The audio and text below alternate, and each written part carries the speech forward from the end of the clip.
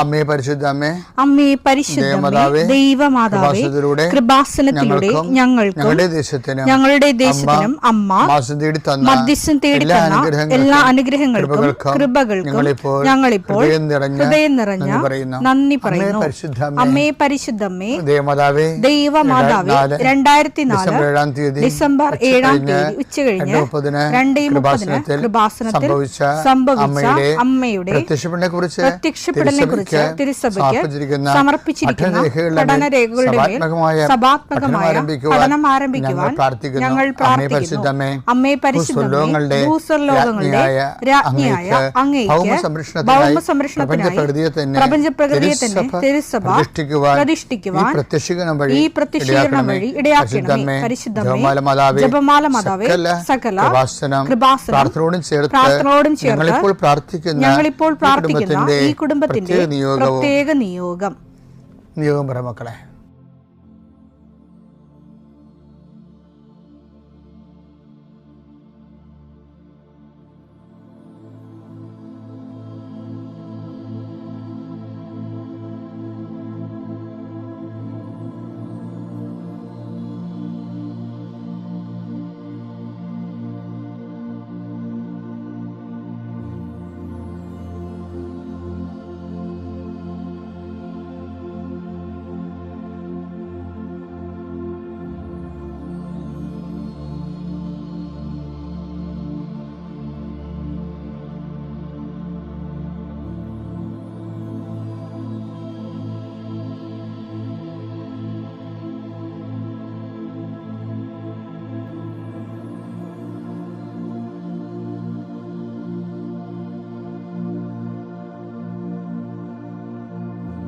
അമ്മയുടെ പ്രത്യക്ഷീകരണത്തിന്റെ ഈ അനുഗ്രഹവേളയിൽ ഞങ്ങൾക്ക് സാധിച്ചു തരുവാൻ കനിയണമേ. ആമേൻ. വിശ്വാസ പ്രമാണം. സർവശക്തനായ പിതാവും ആകാശത്തിന്റെയും ഭൂമിയുടെയും സൃഷ്ടാവുമായ ദൈവത്തിൽ ഞാൻ വിശ്വസിക്കുന്നു. അവിടുത്തെ ഏകപുത്രനും ഞങ്ങളുടെ കർത്താവുമായ ഈശോമിശിഹായിലും ഞാൻ വിശ്വസിക്കുന്നു. ഈ പുത്രൻ പരിശുദ്ധാത്മാവിനാൽ ഗർഭസ്ഥനായി കന്യകാമറിയത്തിൽ നിന്ന് പിറന്ന് പൊന്തിയോസ് പീലാത്തോസിന്റെ കാലത്ത് പീഡകൾ സഹിച്ച് കുരിശിൽ തറയ്ക്കപ്പെട്ട് മരിച്ച് അടക്കപ്പെട്ട് പാതാളങ്ങളിൽ ഇറങ്ങി മരിച്ചവരുടെ ഇടയിൽ നിന്ന് 3-ാം നാൾ ഉയർത്ത് സ്വർഗത്തിലേക്ക് എഴുന്നള്ളി സർവശക്തിയുള്ള പിതാവായ ദൈവത്തിന്റെ വലതുഭാഗത്തിരിക്കുന്നു. അവിടെ നിന്ന് ജീവിക്കുന്നവരെയും മരിച്ചവരെയും വിധിക്കുവാൻ വരുമെന്നും ഞാൻ വിശ്വസിക്കുന്നു. പരിശുദ്ധാത്മാവിലും ഞാൻ വിശ്വസിക്കുന്നു. വിശുദ്ധ കത്തോലിക്കാ സഭയിലും പുണ്യവാന്മാരുടെ ഐക്യത്തിലും പാപങ്ങളുടെ മോചനത്തിലും ശരീരത്തിന്റെ ഉയർപ്പിലും നിത്യമായ ജീവിതത്തിലും ഞാൻ വിശ്വസിക്കുന്നു. ആമേൻ. സ്വർഗ്ഗസ്ഥനായ ഞങ്ങളുടെ പിതാവേ, അങ്ങയുടെ നാമം പൂജിതമാകണമേ. അങ്ങയുടെ രാജ്യം വരണമേ. അങ്ങയുടെ തിരുമനസ് സ്വർഗത്തിലെ പോലെ ഭൂമിയിലും ആകണമേ. അന്നു വേണ്ടുന്ന ആഹാരം ഇന്ന് ഞങ്ങൾക്ക് തരണമേ. ഞങ്ങളോട് തെറ്റ് ചെയ്യുന്നവരോട് ഞങ്ങൾ ക്ഷമിക്കുന്നത് പോലെ ഞങ്ങളുടെ തെറ്റുകൾ ഞങ്ങളോടും ക്ഷമിക്കണമേ. ഞങ്ങളെ പ്രലോഭനത്തിൽ ഉൾപ്പെടുത്തരുതേ, തിന്മയിൽ ഞങ്ങൾ രക്ഷിക്കണമേ. ആമേൻ. നന്മ നിറഞ്ഞ മറിയമേ, സ്വസ്തി. കർത്താവ് അങ്ങയുടെ കൂടെ സ്ത്രീകളിൽ അങ്ങ് അനുഗ്രഹിക്കപ്പെട്ടവളാകുന്നു. അങ്ങയുടെ ഉദരത്തിൻ ഫലമായി ഈശോ അനുഗ്രഹിക്കപ്പെട്ടവനാകുന്നു. പരിശുദ്ധ മറിയമേ, തമ്പുരാന്റെ അമ്മേ, പാപികളായ ഞങ്ങൾക്ക് വേണ്ടി ഇപ്പോഴും ഞങ്ങളുടെ മരണസമയത്തും തമ്പുരാനോട് അപേക്ഷിക്കണമേ. ആമേൻ. കർത്താവേ, നിന്റെ ഉന്നതമായ നാമത്തിന് സ്തോത്രം ചെയ്യുന്നു. കർത്താവേ, നിന്റെ വിശുദ്ധ പൗരോഹിത്യത്തെ മഹത്വപ്പെടുത്തണമേ. കർത്താവേ, സഭയിലുള്ള സാന്നിധ്യം പ്രകടമാക്കണമേ. 39 വർഷം ഞാൻ അർപ്പിച്ച കൃപാന്റെ യുഗതിയാൽ കൃപാസ്ഥാനത്താരെ ജീവനോടെ പ്രത്യക്ഷപ്പെട്ട പരിശുദ്ധ അമ്മയുടെ മാധ്യസ്ഥത്താൽ പിതാവിൻ്റെയും പുത്രൻ്റെയും പരിശുദ്ധാത്മാവിൻ്റെ നാമത്തിൽ ഞാൻ നിങ്ങളെ ആശീർവദിക്കുന്നു. ഈ മക്കളുടെ ഡോക്യുമെൻറ്റുകളെല്ലാം ഞാൻ ആശ്രയിച്ച് പ്രാർത്ഥിക്കണം. ഈശോയെ, പലരുടെയും കൈകളിൽ അതില്ല എങ്കിലും ഡോക്യുമെൻറ്റുകൾ നിങ്ങൾ മനസ്സിൽ ഓർക്കുക. ചില ഹോൾ ടിക്കറ്റ് ആകാം, ചിലപ്പോൾ വീടിൻ്റെ പ്രമാണമാകാം, ചിലപ്പോൾ ലോൺ എടുക്കാൻ വേണ്ടിയുള്ള ശ്രമമാകാം, വസ്തു കൈമാറുന്നതിന് വേണ്ടിയുള്ള തടസ്സമാകാം. വസ്തു വിൽക്കുകയും വാങ്ങുകയും ചെയ്യുന്നവരുണ്ട്. വൃക്ഷങ്ങൾ വിൽക്കുന്നവരുണ്ട്, മൃഗങ്ങളെ വാങ്ങുന്നവരുണ്ട്. ആ എല്ലാ മേഖലകളും ചെറിയ ചെറിയ കടകമ്പോളങ്ങൾ കൊണ്ടും വലിയ ഏജൻസികൾ കൊണ്ടും ജീവിക്കുന്നവരുണ്ട്. രോഗപീഠകൾ വലയുന്നവരെ അവരുടെ ശരീരത്തിന് വിവിധ ഭാഗങ്ങളിൽ കൈകൾ വെച്ചുകൊണ്ട് പ്രാർത്ഥിക്കുക. എൻ്റെ കർത്താവിൻ്റെ ഉന്നതമായ നാമത്തിൽ സഭയുടെ അധികാരത്തിൽ കുരിശടയാളത്തിൽ കൃപാസ്ഥാനത്താറെ ജീവനോടെ പ്രത്യക്ഷപ്പെട്ട മാതാവിൻ്റെ മധ്യസ്ഥത്തിന് രോഗപീഠകളെ ഈശ്വരനാമത്തിൽ സൗഖ്യം പ്രാപിക്കട്ടെ. നാളെ നവംബർ 14 വെള്ളിയാഴ്ച ഈ 2 സബ്ജക്റ്റ് നമ്മൾ കണ്ടിട്ടാണ് ഇന്ന് പറയണത് നാളെ പറയണത്. അതായത് എൻ്റെ സബ്ജക്റ്റിൻ്റെ പൊതുപ്പേരെന്ന് പറയണത് വിശ്വാസ ജീവിതത്തിൻ്റെ ഔട്ട്ലെറ്റുകളെ കുറിച്ചാണ് പറയുന്നത്. വിശ്വാസ ജീവിതത്തിൻ്റെ ഔട്ട്ലെറ്റുകൾ. ഒന്നാമത്തെ ഔട്ട്ലെറ്റിനെ കുറിച്ച് ഇന്ന് പറയാം, രണ്ടാമത്തെ ഔട്ട്ലെറ്റിനെ കുറിച്ച് നാളെ പറയാം. ഇന്ന് പറയണത് വിശ്വാസത്തിന് 2 ഔട്ട്ലെറ്റുകളുണ്ട്. ഒരു ഔട്ട്ലെറ്റ് എന്ന് പറഞ്ഞാൽ എന്താണെന്നറിയാമോ? അതായത് ഇപ്പം വേസ്റ്റ് വാട്ടർ ഇല്ലേ, ഭയങ്കര പ്രശ്നമില്ലേ വേസ്റ്റ് മാനേജ്മെൻ്റ് എന്ന് പറയണത്. കുറേ വേസ്റ്റ് മാനേജ്മെൻറ്റ് പറയുമ്പോൾ വേസ്റ്റ് വാട്ടർ ഉണ്ടാകും, പിന്നെ വേസ്റ്റായിട്ടുള്ള കുറേ വേസ്റ്റ് ഉണ്ടാകുമല്ലോ. വേസ്റ്റ് ഒരു ലൈഫ് മുന്നോട്ട് പോകുമ്പോൾ കുറച്ച് എന്തുമാത്രം വേസ്റ്റ് കുറക്കാൻ പറ്റും അത്രയും നല്ലത്. പക്ഷെ എന്നാലും വേസ്റ്റ് ഉണ്ടാകും. വേസ്റ്റ് എന്ന് പറഞ്ഞാൽ എന്താ? ഈ വേസ്റ്റ് ഉണ്ടായിക്കഴിഞ്ഞാൽ നമ്മൾക്ക് വേസ്റ്റിന് ഒരു ചാനൽ വേണം. വേസ്റ്റ് വാട്ടറിൻ്റെ ഇപ്പം മാത്രമല്ല പണ്ട് മുതലേ ഹാരപ്പ മൊഹൻജദാരോ ഒക്കെയുള്ള ആദ്യകാല നാഗരികതയിൽ പോലും വേസ്റ്റ് വാട്ടറിന് പ്രത്യേക സിസ്റ്റം ഉണ്ടായിരുന്നു. അപ്പം അതുപോലെ തന്നെ ജീവിതത്തിലുണ്ട്, കുറേ ആത്മീയ ജീവിതത്തിലുണ്ട് വേസ്റ്റ് വാട്ടറിൻ്റെ ഔട്ട്ലെറ്റുകൾ. ആത്മീയ ജീവിതത്തിലുണ്ട്. ആത്മജീവിതത്തിൻ്റെ വേസ്റ്റ് വാട്ടറിൻ്റെ ഔട്ട്ലെറ്റ് എന്ന് പറഞ്ഞാൽ എന്താ? കുറേ കാര്യങ്ങൾ ദൈവത്തിന് വേസ്റ്റായിട്ട് വരും. അത് നമ്മൾ ഒഴുക്കിക്കളയണം, അല്ലെങ്കിൽ അത് കണ്ടാമിനേഷൻ ഉണ്ടാക്കും. വേസ്റ്റ് എന്ന് പറഞ്ഞാൽ എന്ത്? നമുക്ക് വേസ്റ്റല്ലേ, നമുക്ക് വലിയ കാര്യമായിരിക്കും, ദൈവത്തിനകത്ത് വേസ്റ്റ് ആയിരിക്കും. അപ്പോൾ ദൈവത്തിന് വേസ്റ്റായിട്ടുള്ള സംഭവങ്ങളെ കളയുന്നതിനാണ് വേസ്റ്റ് വാട്ടറിങ് എന്ന് പറയുന്നത്. അതിനകത്ത് എന്താണ് നമ്മൾ അതിൻ്റെ അകത്ത് ഒന്നാണ് അനുതാപം എന്ന് പറഞ്ഞ സംഭവം. അനുതാപം എന്ന് പറഞ്ഞാൽ എന്താണ്? ഒരു ഔട്ട്ലെറ്റാണ് ശരിക്കും പറഞ്ഞത്. അനുതപിച്ചില്ലെങ്കിൽ ഈ വേസ്റ്റ് വാട്ടർ എല്ലാം, അതായത് നമ്മൾ ജീവിച്ച് കഴിയുമ്പോൾ ആ അറിഞ്ഞുണ്ടാകുന്ന വേസ്റ്റ് ഉണ്ട്, അറിയാതെ ഉണ്ടാകുന്ന വേസ്റ്റ് ഉണ്ട്. പൊല്യൂഷൻ, അതാണ് വിഷയം. പൊല്യൂഷൻ ഒരു അതിന് ഔട്ട്ലെറ്റ് ഇല്ല എന്നുണ്ടെങ്കിൽ സ്വാഭാവികമായിട്ട് അത് ഭയങ്കരമായിട്ടുള്ള സ്ഫോടനത്തിന് ഇരയാകും. രോഗാണുക്കളൊക്കെ പെരുകി വേസ്റ്റ് വാട്ടറൊക്കെ കെട്ടിക്കഴിഞ്ഞാൽ എന്ത് ചെയ്യും? രോഗാണുക്കളൊക്കെ പെരുകി നാശകുടലിയാവും. അതുകൊണ്ടാണ് അതിന് വെച്ചിരിക്കുന്ന ദൈവം വെച്ചിരിക്കുന്ന ഒരു വേസ്റ്റ് വാട്ടർ മാനേജ്മെൻറ്റ് സംവിധാനമാണ് അനുതാപം. അതുകൊണ്ട് അത് ആദ്യമേ തന്നെ ഈശോ പറയും എന്താണ്? അനുതപിക്കുക. ബൈബിൾ ഉപയോഗിക്കുന്ന ഏറ്റവും വലിയ ഒരു വാക്കാണ് അനുതാപം. അതിൻ്റെ പലതരത്തിലുള്ള അനുതാപങ്ങളാണ്. ഓരോരോ ജീവിത രീതി അനുസരിച്ചുള്ള ഓരോരോ ജീവിത രീതിക്ക് അതിൻ്റെതായിട്ടുള്ള അനുതാപ മേഖലകളും അനുതാപ മുറകളും ഉണ്ട്. അപ്പോൾ നമ്മൾ വേസ്റ്റ് ഔട്ട്ലെറ്റുകൾ ഉണ്ടായാലും ശരി, അത് തിരിച്ച് ഒഴുകാൻ അനുവദിക്കരുത്. അതാണ് നമ്മൾ മനസ്താപത്തിൽ പറയണത്. മേലിൽ പാപം ചെയ്യില്ലെന്നൊക്കെ പറയത്തില്ലേ? തിരിച്ച് വേസ്റ്റ് വാട്ടർ ഒഴുക്കിവിട്ട സാധനം തിരിച്ച് വരണില്ലേ? അതുകൊണ്ട് നമ്മൾ ശരിക്കും പറഞ്ഞ ദൈവിക ജീവിതം ഉണ്ടല്ലോ, അത്രയ്ക്ക് പാടുള്ളതല്ല ശരിക്കും. ദൈവത്തെ കാണണമെന്ന് പറഞ്ഞാൽ പോലും അത് ദൈവത്തെ കാണാൻ മനുഷ്യന് ഉള്ളൊരു റൈറ്റ് ഉണ്ട്. ശരിക്കും പറഞ്ഞാൽ റൈറ്റ് ഉണ്ട്.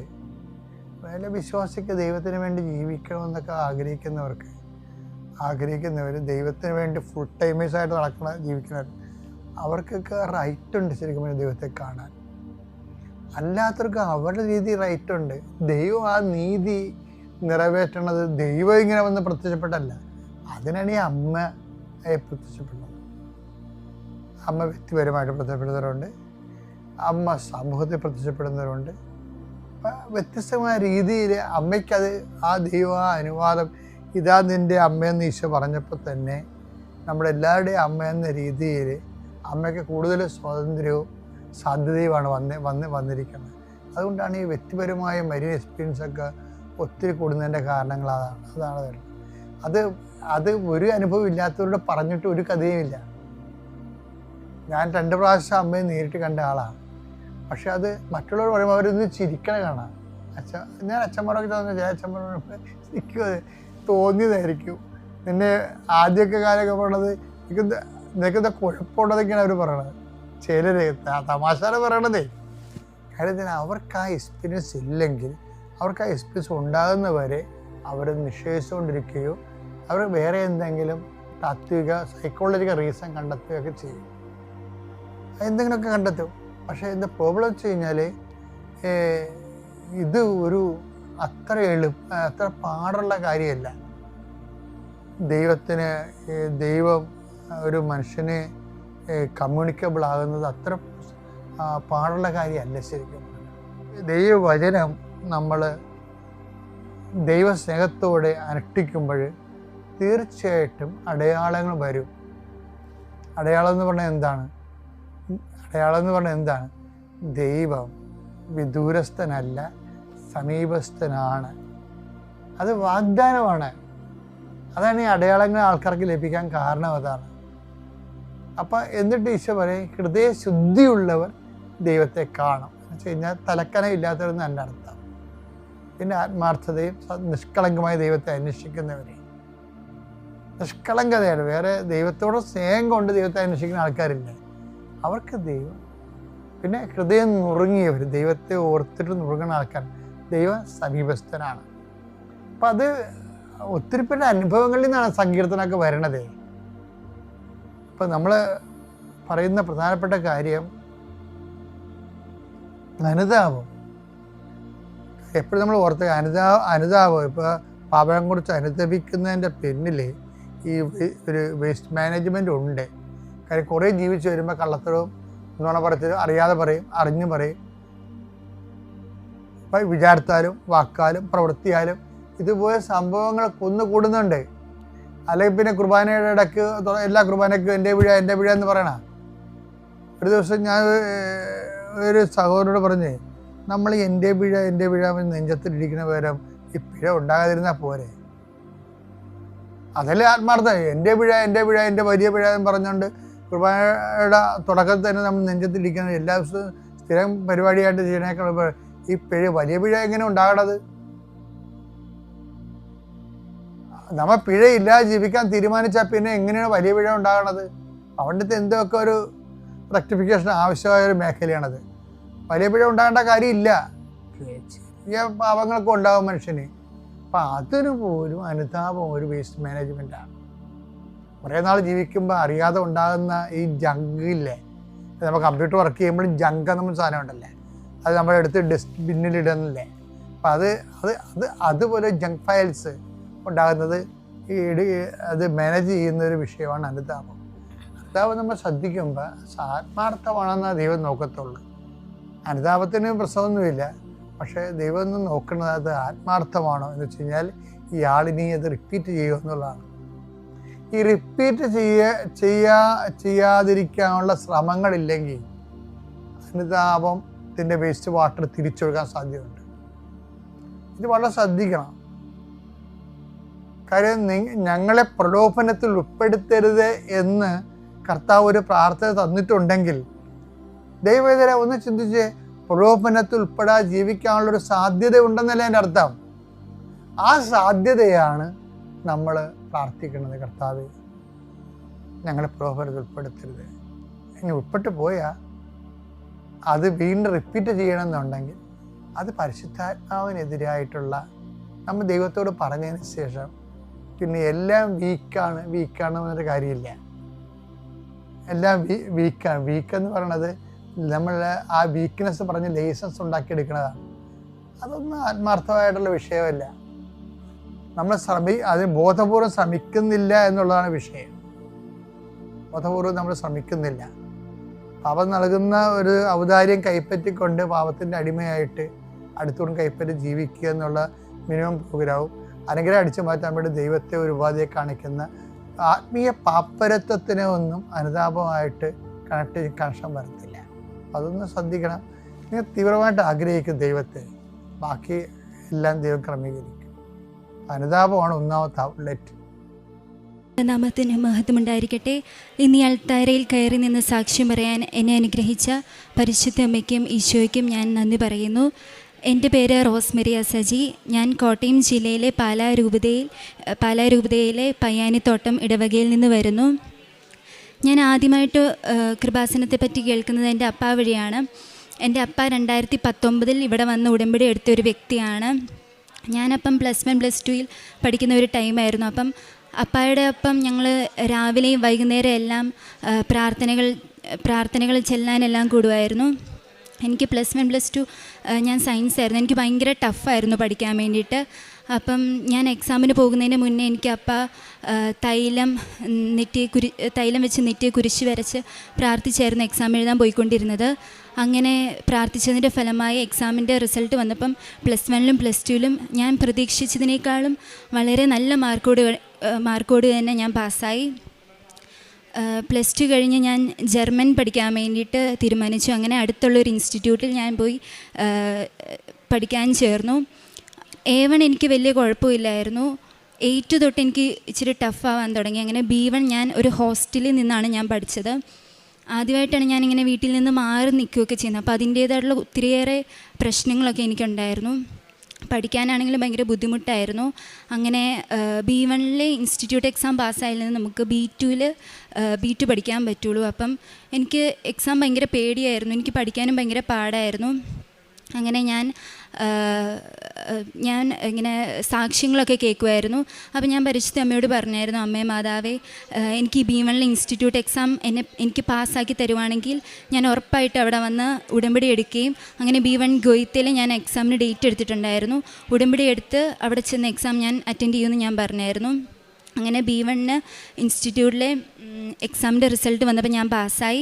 ഞാൻ അങ്ങനെ 2023 ഒക്ടോബർ 8 ഞാനിവിടെ വന്ന് ഉടമ്പടി എടുത്തു. അങ്ങനെ ഞാൻ B1 ഗോയിത്തിലെ എക്സാം അറ്റൻഡ് ചെയ്തു. അതിലെനിക്ക് സ്പീക്കിംഗ് മൊഡ്യൂൾ ഞാൻ പാസ്സായി. അങ്ങനെ B2 ഞാൻ പഠിക്കാൻ കയറി. അതെനിക്ക് ഡിസംബർ അവസാനമായപ്പോൾ എൻ്റെ B2ൻ്റെ ക്ലാസ് തീർന്നു. എനിക്ക് ഉടനെ തന്നെ എക്സാമിന് ഡേറ്റ് കിട്ടുകയും ചെയ്തു. ജനുവരിയിൽ എനിക്ക് 4 മൊഡ്യൂളും B2ൻ്റെ 4 മൊഡ്യൂളും എനിക്ക് ഗോയിത്തിൽ എക്സാമിന് ഡേറ്റ് കിട്ടി. അതിന് മുന്നേ ഞാൻ എക്സാം പ്രിപ്പറേഷൻ ക്ലാസ് അറ്റൻഡ് ചെയ്യുക, നല്ല രീതിയിൽ തന്നെ ഞാൻ സ്പീക്കിങ്ങും റൈറ്റിങ്ങും എല്ലാം പഠിച്ച് ഞാൻ പോയി എക്സാം അറ്റൻഡ് ചെയ്തു. എക്സാം അറ്റൻഡ് ചെയ്തപ്പോൾ എനിക്ക് സ്പീക്കിങ്ങും റൈറ്റിങ്ങും ഭയങ്കര ഈസി ആയിരുന്നു. ഞാൻ പഠിച്ച ടോപ്പിക്ക് തന്നെ എനിക്ക് വന്നത്. റീഡിങ്ങും ലിസണിങ്ങും ഇച്ചിരി ടഫായിരുന്നു. സ്പീക്കിങ്ങും റൈറ്റിങ്ങും ഞാൻ നല്ല രീതിയിൽ തന്നെ എക്സാം അറ്റൻഡ് ചെയ്തു. അതിൻ്റെ ഞാൻ ട്രിവാൻഡ്രത്തായിരുന്നു എക്സാം അറ്റൻഡ് ചെയ്ത്. അതിൻ്റെ റിസൾട്ട് വരാൻ 1.5 മാസം എടുക്കും. അപ്പോൾ അതിൻ്റെ റിസൾട്ട് വന്നിട്ട് ഇനിയിപ്പം ഡേറ്റ് വേണമെങ്കിൽ നോക്കാമെന്നുള്ള രീതിയിലിരുന്നു.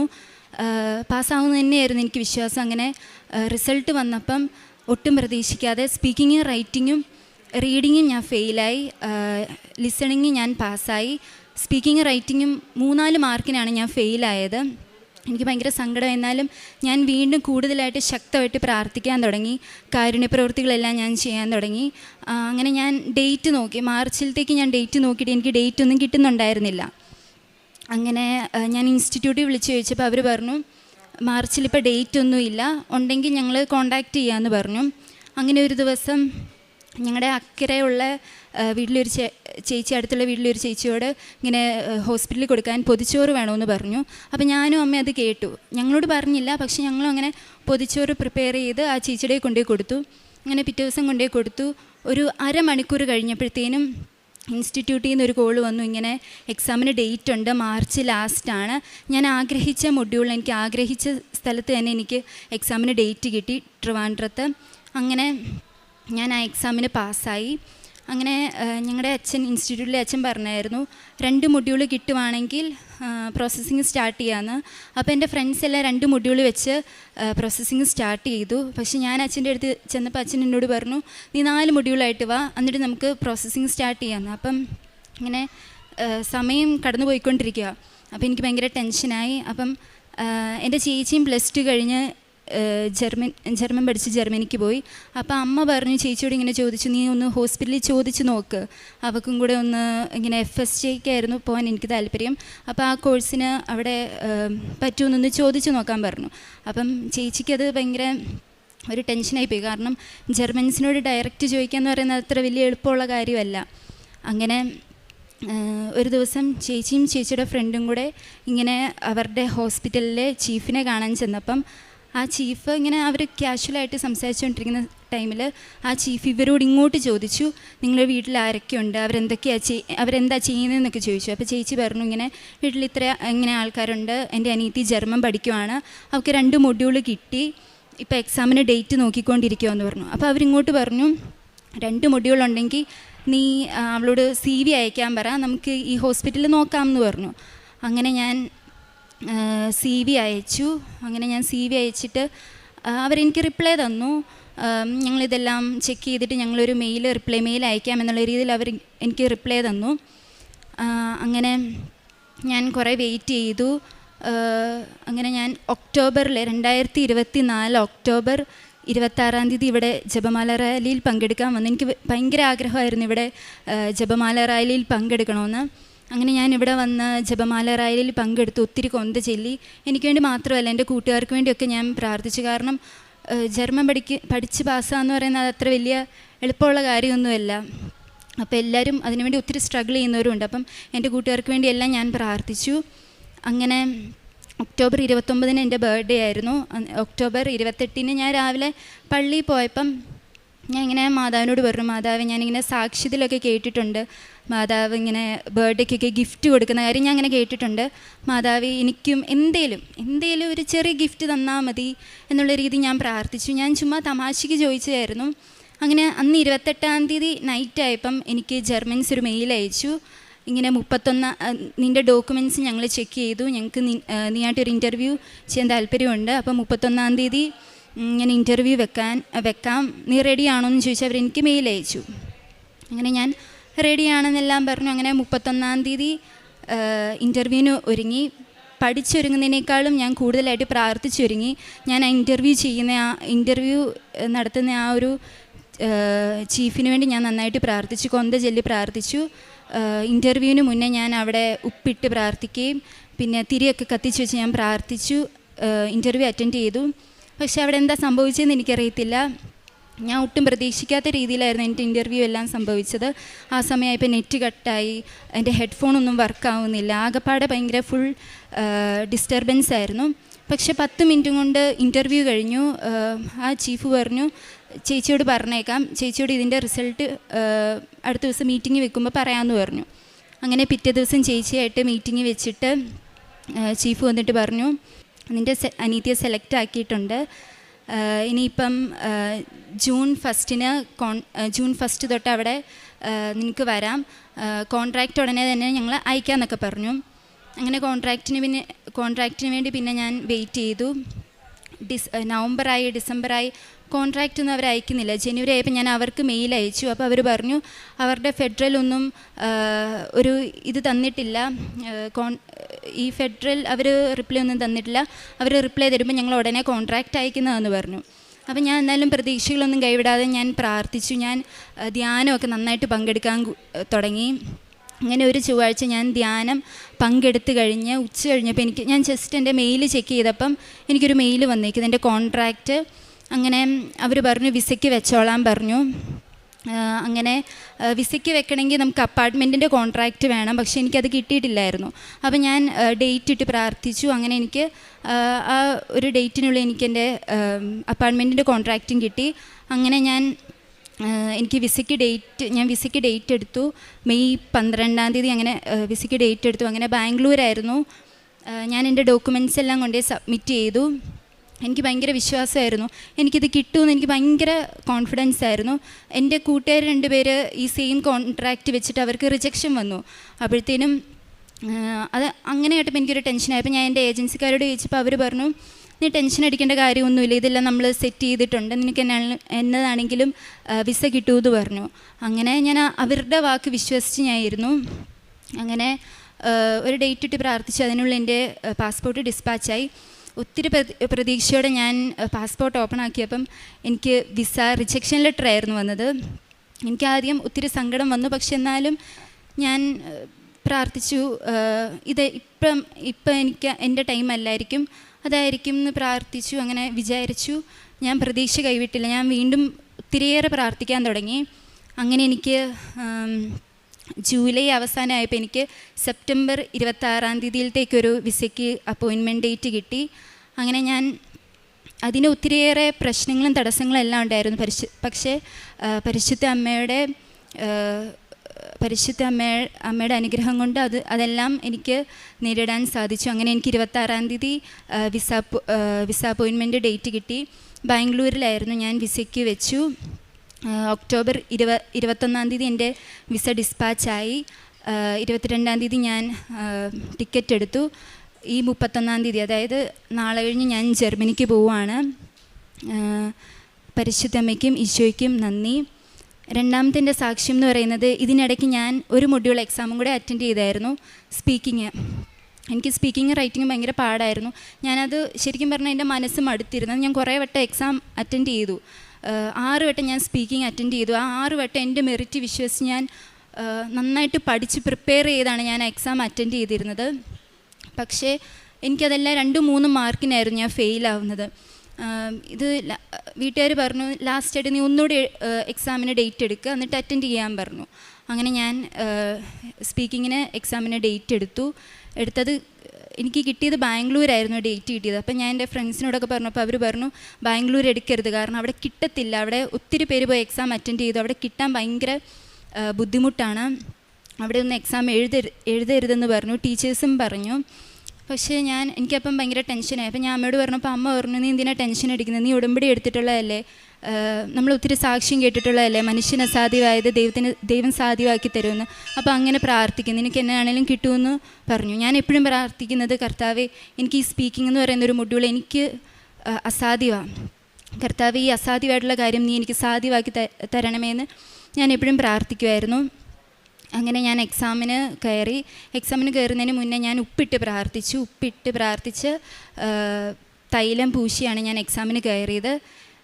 എനിക്ക് ഭയങ്കര ആഗ്രഹമായിരുന്നു, എനിക്ക് ആദ്യം തന്നെ എക്സാമിന് വിളിക്കണമെന്ന്. കാരണം എൻ്റെ പേര് റോസ്, 6 ലെറ്റർ സ്റ്റാർട്ട് ചെയ്യുന്നത്. അപ്പം ഒന്നെങ്കിൽ മിഡിലായിട്ടോ ഇല്ല ലാസ്റ്റായിട്ടോ ആണ് എന്നെ വിളിക്കുന്നത്. അപ്പം അത്രയും നേരം എനിക്ക് ടെൻഷൻ അടിച്ചിരിക്കാൻ വയ്യ.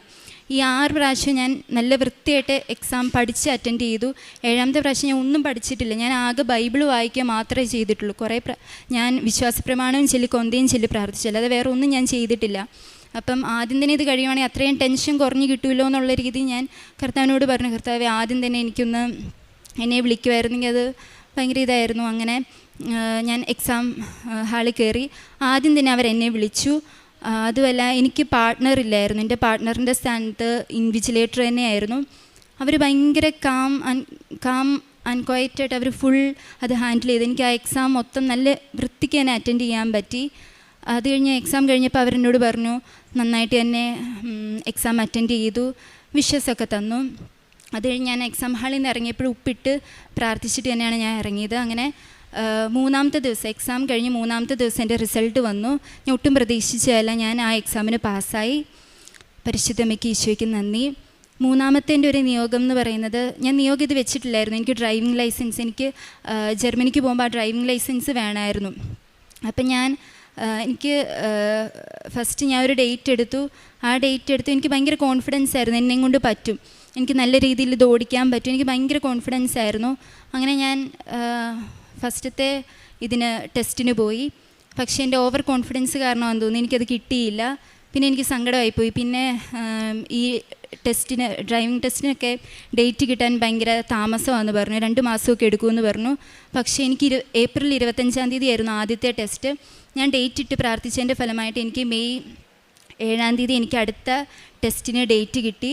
അങ്ങനെ അപ്പം എനിക്ക് ടെൻഷനായിരുന്നു. ഞാൻ ഒത്തിരി പ്രാർത്ഥിച്ച് ഉടമ്പടി ഉപ്പൊക്കെ ഇട്ട് ആ ഗ്രൗണ്ടിലിട്ട് പ്രാർത്ഥിച്ച് ഞാൻ തൈലൊക്കെ പൂശിയാണ് ഞാൻ കാറിൽ കയറിയത്.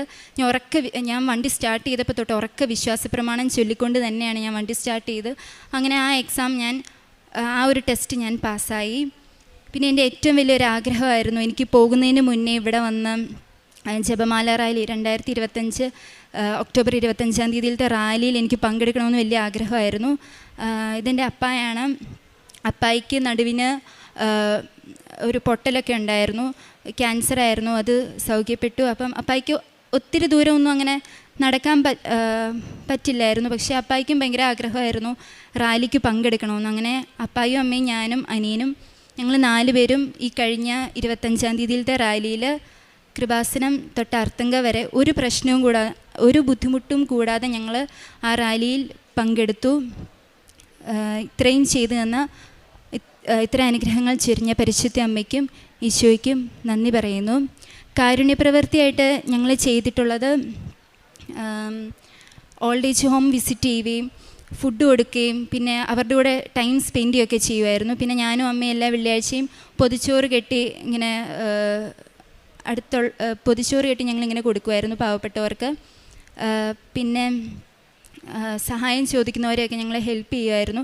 പിന്നെ ഞങ്ങളുടെ അവിടെ ഒരു മരിയസദനം ഉണ്ടായിരുന്നു. അപ്പോൾ ഞാനും എൻ്റെ ഫ്രണ്ടും കൂടെ, എനിക്ക് ഒരാഴ്ച അവിടെ പോയി ഹെൽപ്പ് ചെയ്യാൻ പറ്റുള്ളൂ, എന്നാലും ഞാൻ ഭയങ്കര സന്തോഷത്തോടെ അവരുടെ ഒപ്പം ഞാൻ ടൈം സ്പെൻഡ് ചെയ്ത് അവരോട് വർത്തമാനമൊക്കെ പറഞ്ഞ് അവരുടെ നഖങ്ങളൊക്കെ വെട്ടിക്കൊടുത്ത് അവരൊത്തിരി ഹെൽപ്പ് ചെയ്തു. ഇതായിരുന്നു എൻ്റെ കാരുണ്യ പ്രവൃത്തികൾ. പ്രേക്ഷിത പ്രവൃത്തികൾ എന്ന് പറയുമ്പം ഞാൻ പത്രം, ഇവിടെ നിന്ന് 3 കെട്ട് പത്രമൊക്കെ വാങ്ങിച്ചുകൊണ്ട് പോയി ബസ് സ്റ്റാൻഡിലും ഓട്ടോ സ്റ്റാൻഡിലും പിന്നെ റെയിൽവേ സ്റ്റേഷനിലും ഹോസ്പിറ്റൽസിലും പിന്നെ അടുത്തുള്ള വീടുകളിലൊക്കെ കൊണ്ടുപോയി കൊടുക്കുമായിരുന്നു. വചനം എഴുതിയായിരുന്നു അത് ഞങ്ങൾ കൊടുത്തുകൊണ്ടിരുന്നത്. പിന്നെ ഡെയിലി ബ്രെഡും ധ്യാനമൊക്കെ ഞങ്ങൾ സ്റ്റാറ്റസ് ഇടുമായിരുന്നു. എനിക്ക് ഒത്തിരിയേറെ സങ്കടങ്ങളും ഇങ്ങനെ പ്രതീക്ഷകളൊക്കെ തകരുന്ന ആ ഒരു സമയം ഒക്കെ വരുമ്പോഴും ഞാൻ അച്ഛൻ്റെ പഴയ ധ്യാനമൊക്കെ ഒന്നുകൂടെ റീവൈൻഡ് ചെയ്ത് കേൾക്കുമായിരുന്നു. അതൊക്കെ എനിക്ക് വളരെ കൂടുതൽ എനിക്ക് ശക്തി പകർന്നു തന്നു. അതുപോലെ തന്നെ അച്ഛൻ്റെ ഡെയിലി ബ്രെഡ് ആണെങ്കിലും എല്ലാ സാക്ഷ്യങ്ങളൊക്കെ എനിക്ക് ഓരോ സങ്കടം വരുമ്പോഴും ടെൻഷൻ വരുമ്പോഴെല്ലാം ഞാൻ ഈ സാക്ഷ്യങ്ങളെല്ലാം ഇങ്ങനെ കേട്ടുകൊണ്ടിരിക്കും. അത് കേൾക്കുമ്പോൾ എനിക്ക് ഒത്തിരി പ്രതീക്ഷ എനിക്ക് കിട്ടും. ഇത്രയും ചെയ്തു തന്ന പരിശുദ്ധ അമ്മയ്ക്കും ഇത്ര അനുഗ്രഹം ചൊരിഞ്ഞ പരിശുദ്ധ അമ്മയ്ക്കും ഈശോയ്ക്കും ഞാൻ കോടാനുകൂടി ദൈവത്തിന് മഹത്വം ഉണ്ടാകട്ടെ. ദൈവമാതാവ് വഴി എനിക്ക് ഈശോ നൽകിയ അനുഗ്രഹങ്ങൾക്ക് നന്ദി പറയാനാണ് ഞാനിവിടെ നിൽക്കുന്നത്. എൻ്റെ പേര് പുഷ്പകുമാരി. ഞാൻ നെയ്യാറ്റിൻകര ചാണി ക്രൈസ്റ്റ് നഗർ ചർച്ചിലെ അംഗമാണ്. എനിക്ക് ഉടമ്പടി വഴി 3 കാര്യങ്ങൾ സാധിച്ചു തന്നത് ഞാനിവിടെ പറയുന്നത്. ഒന്നാമതായി എൻ്റെ ഇളയ മകൻ MSc പരീക്ഷയ്ക്ക് അല്പം പ്രയാസമായിട്ട് പറഞ്ഞു. അവന് ഞാൻ കാശ് രൂപം കൊടുത്തയക്കും. പിന്നെ ഉടമ്പടി തൈലവും കുരിശ് വരച്ചാണ് അവനെ വിടുന്നത് പരീക്ഷയ്ക്ക്. അവൻ പരീക്ഷ പ്രയാസമെന്ന് പറഞ്ഞു. ഞാൻ ഉടമ്പടിയിൽ നിയോഗം വെച്ച് പ്രാർത്ഥിച്ച് അവൻ നല്ല മാർക്കോട് MSc പാസ്സായി. പിന്നെ മൂത്ത മകൻ വിവാഹം കഴിഞ്ഞ് 1.5 വർഷം ഏകദേശം ആയപ്പോൾ കുഞ്ഞുങ്ങളുണ്ടാകാതായിരുന്നു. വെറുതെ വന്ന് ടെസ്റ്റ് ചെയ്തപ്പോൾ 2 പേർക്കും കോംപ്ലിക്കേറ്റഡായ കാര്യങ്ങൾ പറഞ്ഞു. മരുമകൾക്കാണെങ്കിൽ സിസ്റ്റും ഫൈബ്രോയിഡും, മകനാണെങ്കിൽ വെരിക്കോസ് വെയിൻ. 2 പേരും സർജറി ചെയ്യണമെന്ന് പറഞ്ഞു. ഉടമ്പടി എടുത്ത് മരുമോളെ കൊണ്ടുവിട്ടു. ഉടമ്പടി എടുത്ത് അത് നിയോഗത്തിൽ വെച്ച് പ്രാർത്ഥിച്ചപ്പോൾ മരുമോൾ 2 പേർക്കും സർജറിക്ക് ഡേറ്റ് തന്നു. മൂത്ത മകന് സർജറി ചെയ്യാൻ ഡേറ്റിന് തൊട്ട് മുമ്പേ ഒന്നുകൂടെ ടെസ്റ്റ് ചെയ്ത് നോക്കാം എന്ന് പറഞ്ഞപ്പോൾ നോക്കിയപ്പോൾ അവന് ടെസ്റ്റ് ചെയ്തപ്പോൾ അവൻ്റെ കൗണ്ടൊക്കെ നോർമലായി. പിന്നെ സർജറി വേണ്ടെന്ന് പറഞ്ഞ്. അപ്പം എൻ്റെ ഭർത്താവിനെ കുറച്ച് വസ്തു വിറ്റു. അത് വില കൊടുത്ത് വാങ്ങിയതാണ് എൻ്റെ ഭർത്താവ്. അത് 25 വർഷമായി. അത് പോക്ക് വരവ് ചെയ്യാനോ കരമടയ്ക്കാനോ പറ്റാതെ ഇരുന്നു. നിയോഗം വെച്ച് പ്രാർത്ഥിച്ച ഉടനെ തന്നെ ആ വസ്തുവിന് കര അടയ്ക്കാനും അത് പോക്ക് വരവ് കര അടയ്ക്കാനും ആ വസ്തു വിൽക്കാനും സാധിച്ചു. ഇത്രയും അനുഗ്രഹം ചൊരിഞ്ഞ ദൈവമാതാവിനും കോടാനുകോടി നന്ദി പറയുന്നു. അമ്മ കുരിശ് വരച്ച് പ്രാർത്ഥിച്ചാണ് വിട്ടത്. പരീക്ഷ ബുദ്ധിമുട്ടായിരുന്നു.